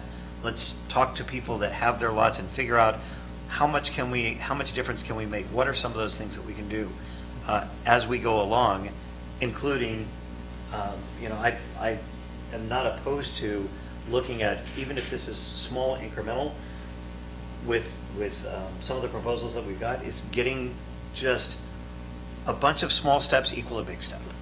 I'm saying too many words, please. Well, looking That's at okay. that map, the light blue is less than a foot deep, and as you get darker blue, you add a foot, I believe. Is that correct on that diagram? But It's hard to say without the the legend, darker because the you deeper, can set basically. all sorts of Darker the settings. deeper. Darker, deeper. that's correct. So, the dark spot, the deep spot is Algiers and Lisbon. And like in a bathtub, you want to put the drain in the deep spot. And so if there were an inlet at Algiers and Lisbon that went 2 blocks or 800 feet to the southeast toward the river, you would significantly impact the water depth throughout that entire area. I mean, it might not be able to capture everything, but if you can lower it a few inches, it'll make an impact on everybody's houses. And so I've often said, I've said it before in this chamber, that if we punch a hole in the bottom of that tub, we can make a significant impact on the effect of that flood on all of those blocks around it. Yeah. Well, no, again, I just want to add, like, there's a lot of ideas floating around. Yeah. How do y'all want to go about narrowing these ideas to actionable projects that get funded? Do we have the itemized cost for putting drainage starting in Lisbon and Algiers, just doing that last? Because that's the biggest. Go ahead. I just want to say, I don't think we can do it tonight in here. I mean, yes, we can probably get the number, but I think you're going to spin your wheels all night just looking for details. How do you want to go about Like this. figuring this out? I want to You go. want to do it like here this. tonight? Why not? Okay. I don't think that we're going to come up with absolute answers, but we can give direction on the things. I mean, we've got between these two guys right here, we have so much experience in dealing with this kind of stuff. I think that it makes sense to to listen to, and this is something, honestly, I'd like to hear from you guys. And I know that, like, I want to hear some of these creative things where we can make a difference now. If we start, you know, you've got this as a 3-phase project or a 2-phase project, let's look at it as a 3-phase and start with that drainage that starts right there that puts the hole in the bottom of the tub. Right. Absolutely. I mean, as far as, if we're talking about, going back to that, call it the expensive solution, there's a whole lot of ways that it can be phased out. And you can approach it from whatever the number is. Let's say it's $2 or $3 million at a time, whatever it might be. But we can look at it that way, and maybe it's a segment of the pipe up to Lisbon or somewhere that gets us whatever the budget is. The hard thing is to define is like, what's the budget that we have to work with, and then we can kind of like phase it out. So this is why we hire smart people like you, because we need you to help us make some of those determinations. If you think about, like, we don't, I'm asking these questions, this is the kind of stuff that I would expect for you guys to come to us with. Because I mean, they've got a ton of experience. I have had a lot of anecdotal experience, but I'm definitely not experienced or expert in any of this, but you are. So taking a look at what is the highest impact for the lowest amount of money, and finding what that is. Right. Say, if we could do this, that's a part of the overall solution, then let's do that. I want to get an answer to the mayor's question. He asked, do we have pricing? I'm going to back up. These plans are, what would, if you were to say percentage of completion as far as design,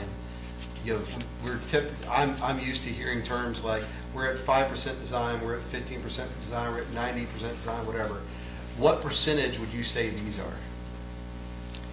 Preliminary, right? 5%? Yeah, preliminary, 5%. So I want to make that clear before we have any other further discussion about it. And I know that'll mean more to Phil than probably anybody else on the dais, but these are very, very, very preliminary plans. But that said, if you had to give a ballpark cost to doing a phasing, what you heard was, okay, the bathtub is filling up at Lisbon and Algiers. That's the orange line and kind of the middle, upper middle of the screen.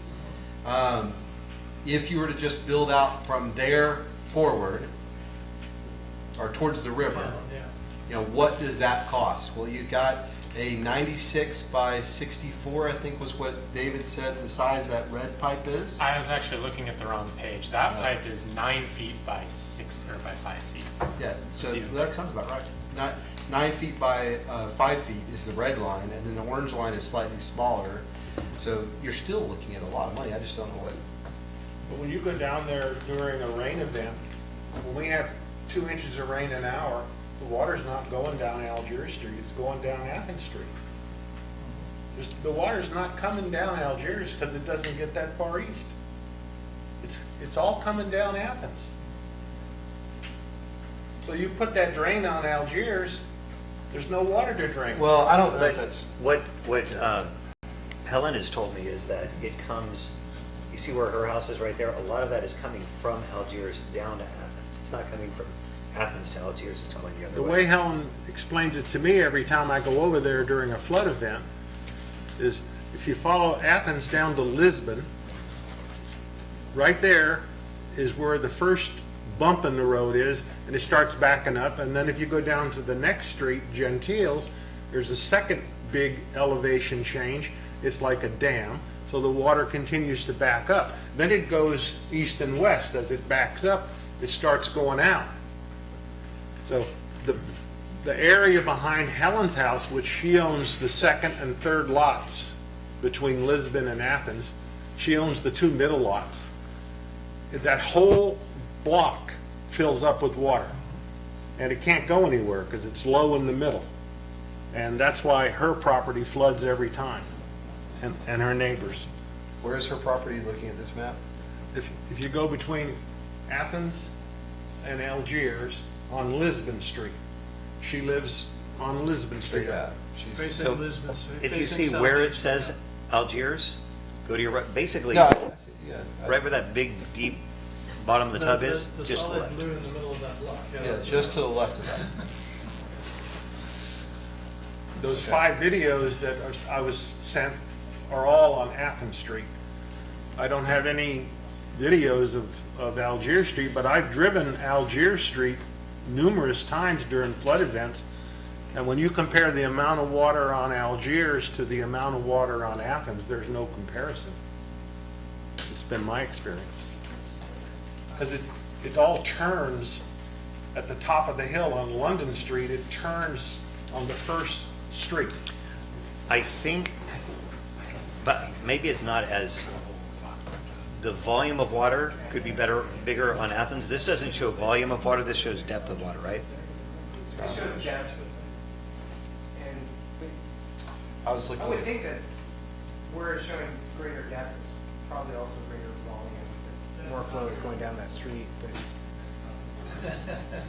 Eyewitnesses will have to disagree. Well, I would agree with you with the deeper depth would make greater volume, except if you'll notice that you had a lot of deep blue on the one side of the street and a little bit on the other side. So that means that is the blockage of the street there that's causing that. And that's why, but what I would like to suggest to you is that, I kind of like your idea. I'd like Paul and I to visit with K-Freeze and just look at that little punching a hole in the bottom of the tub theory. Because I think there's a lot of merit to that. And because right now there is constriction there. And of course you have Mangold's house on one side of the street and Bob Hancock's house on the other side. But if I'm where I'm think I am, but see, it's deep blue up above and not as deep blue down below. So what you got to do is right there is get that down to the river, and I think that would solve problems, and you wouldn't be wasting your money because you can tag into that line later on. If you build it big enough in the first place, you can always add to it. Yeah, but it would just be a short little line there to take care of that block that's happening at the street.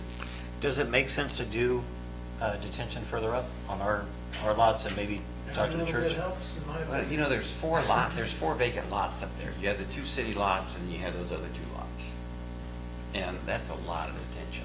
Every gallon that stays uphill is a gallon that doesn't have to come down Athens. Until you exceed the design stormwater, yes, but If You're talking about these lots? Those are ours. By a storm, we're in trouble because the all grounds four are in are such ours, yeah. Oh, I thought you kept talking about 2 of them were ours. No. I mean, I think if we did a detention, we would really need to have an outlet to that detention, and so that we would have a Why would- smaller pipe that would go down the street. Why would we need to have an outlet to the detention?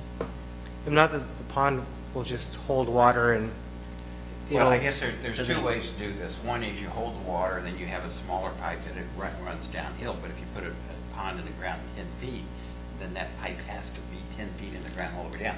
The other way to do it is you put a big pump in there, and then after the stormwater event's over, you start to pump it out. And does that mean a big pump and the maintenance of it? Yes, so you're looking at 2 different ways. But again, you see some property owners will go in there and put in detention basins with big pumps that then pump it up to the surface and carry it down. You just look at the maintenance issue versus the cost of constructing it. Yeah, and I was thinking maybe something more along the lines of like a 5-foot deep pond with a gravity outlet, but Yeah, there's, but even to get 5 feet, you'd have to go quite a bit down the road to, yeah. but right. again, that's these cost comparisons. Right. Put it 10 feet They- down, you can get twice as much. Now, In that area of town, you gotta go a long ways to get 5 feet. Yeah. If you ran a pipe out of the retention pond at Athens and London Street and ran it down London Street and distributed the water between Constantinople, Algiers, and Athens, distribute that water amongst those 3 streets, it would drain more equally to the river and we'd have less flooding. Well, I think that the idea would be that you would drain it after the flood event. Or even during, if you put the pipe in down, you have to have a pipe though that goes down London Street. But if you put Excuse a me? pipe in Have all for these dirt, engineering solutions. if you put So- hold on. If you put a pipe in for during the flood event, then we need to go with the ultimate solution. But if you do it so that it retains it during the flood event, and it just reduces the amount that's going down during that flood event. Then you pump it out down one channel with a cheap pump when it's not raining anymore. But, sorry, go ahead.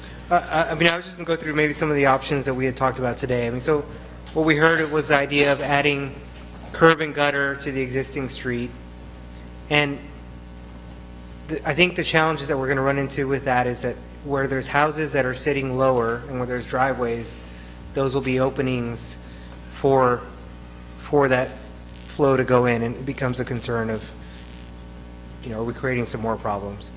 I think when we think about dividing the flow across the 3 different streets, my concern becomes, are we creating a new problem for somebody else somewhere else? And so we would have to be very careful of how do we distribute that flow without flooding out somebody that wasn't flooding before. And so I think I start to think about the detention option, one where that we preserve the existing flow path and try to detain and mitigate that peak flow. The other is, maybe there's a way where we do a portion of the storm drain at the downstream end, like you were talking about. And maybe those are a way to start chipping away at, the problem. At least then we're doing something.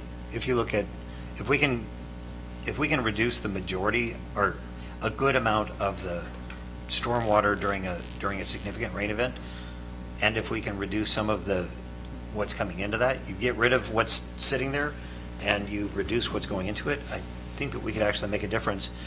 And then we can go incrementally over the next few decades and fix the rest as we do that, as long as, council continues to be diligent about that. I think that would make a lot of sense. Is everybody supportive of having Paul and Phil go and meet up with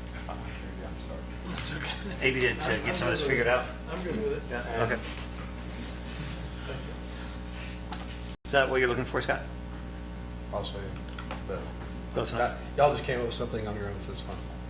I would suggest that this is the email that I received today from Councilman Dyer that he was referencing earlier. Okay.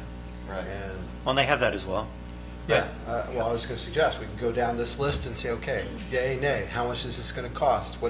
And try to identify a work plan. But added to this list, I think, was one of the things the mayor suggested. I don't know if a grant program is feasible or not from a public fund fiduciary type liability or legal perspective. But your concept, as I understood it, was what if you took all like for instance the plot next to Helen Delavan? I believe she owns the land next to her. Mm-hmm. It's vacant. What if you did some type of grant program that encouraged natural grasses to be grown there, mm-hmm. that had those 16-foot roots that supposedly help minimize this type of issue, and you did that at every you went around and said, okay, who has about an acre? And there's a bunch of them if you start to look, infill lot stuff.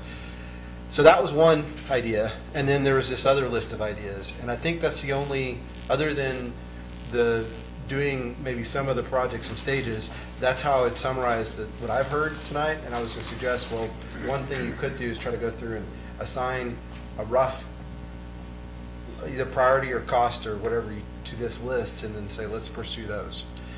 Or you can just say, hey, here's 2 people, y'all go through that list and the other ideas. And I would be comfortable if they took this list, because I know that Herb's looked at this ad nauseum, and they have, Paul has surveyed the entire city at least once, yeah. And this is not in any priority order, it's just, it would be up to engineers to tell us the smartest way to do it. And then look at if there's anything that we can do with individual lots, whether they're infill lots, like lots, because there's lots, right? I think that the lot next to Dan, behind Helen and off a little bit, I think that one's for sale as well. So if we can look at doing something with that. I gotta tell you, if you have, like Helen's lot, there's grass on that lot. There is nothing you can do to that lot that's gonna make it retain more water other than other than digging it down. I thought the grass is made. No, there's grasses there already, but you can't. No. They aren't the right kind of grass, Phil. Yeah, That's, they don't, you don't go out there and you don't go, they suck you in. No, I'm just telling you, that's the opposite. I'm not trying to pick a fight with you. I'm saying what I've heard, and the mayor has heard too, there have been presentations on these miracle natural grasses that have really deep roots, and they're different from your turf grass, and they do act like a sponge, and they do retain more water than a normal lot. So I hear I'll have to agree to disagree with you on that. Well, not my with me. education, Not with training, me. and experience. Not with me. And I'm people an are idiot. trying to sell me stuff all the time that, oh, well, this sounds great, but if you just know the mechanics of dirt and grass, and how it compacts. It doesn't transport water quickly to make a measurable difference. Yeah, that's why I put number 6 to slope that road behind Helen's house, because the water all comes to the middle of the lot. If we slope the road out, it would help to drain some of the water off to Algiers and some off to Athens. So you know there's no road there? It's a path. It's an alleyway or whatever it It's a dirt is. right-of-way. Is it a utility easement? No. And I've driven it during. Well, it's an the storm. overhead utility. Yeah. It's an overhead utility. It's not a documented or It's a recorded easement. private alley. Property. It's a right-of-way road. It's a private alley. No, it's a private alley. Not behind the house. Okay, so I'm comfortable if they take a look at this and can work with AB and bring something back. Is everybody else okay with that? So And it's Paul and Phil? I'm good. well, they volunteered for He it. volunteered me, so I'm good. Okay. Man, you're so nice. So we will work with Talk to Jeannie Payne. the K-Freeze, or now Lochner, and Brianna, and schedule a time to meet and kind of go through these and try to come up with an actual action plan to develop it. Okay. And try and not wash the mangolds down the river. They might set up in my backyard. I think that if we start tunneling underneath their house, it'll work okay. I think we need to get these great big drills. Yeah. And drill down like 500 feet. Like and the just San let it Antonio drain River. down. Yeah. Put it A in the 30-foot aquifer. diameter and make it. Put it right into the aquifer. I think there are some good suggestions on this list, Oh, boy. and we can, we'll get the best bang for the bucks. And if they disagree with us, they can come back and say, listen, I know these two guys think they're smart, but we don't think it's gonna work, but I don't think that's gonna come about. But I think we trust. But it's in the realm of possibilities, just Realm not of probabilities. possibilities, yeah. So, but I think there's ways of mitigating this. Okay. So what I would encourage everybody thank you for showing up for this, and thank you for the people that are watching this. Continue to work with us. We are very concerned with doing things proactively. We don't want to just sit and wait and say our solution is to wait until we have enough money. To Herb's point, we do actually want to do that, it costs more money. Right. And look into the Army Corps of Engineers, because their main thing We is have. the aquatic. Yeah, we have, and I can't remember now, but it was a dud, is basically the short Well, we of that talked to story. them But last year when we went to DC. We talked specifically to them and said, we want you to take a look at this, and we gave them some specific projects, and it was done. If you have connections there, or No, not in Army Corps of Engineers at all. But it's just a thought, I mean, at the DC level, that doesn't mean anything, because the decisions are made at the regional levels, Yeah. the lower levels. So up at the DC level, doesn't mean a thing, we can still apply. if you have some time and you might want to make some contacts, a lot of this happens because we reach out Yeah. to different individuals. So if you've got those, it'd be kind of cool if you would reach out to them and ask.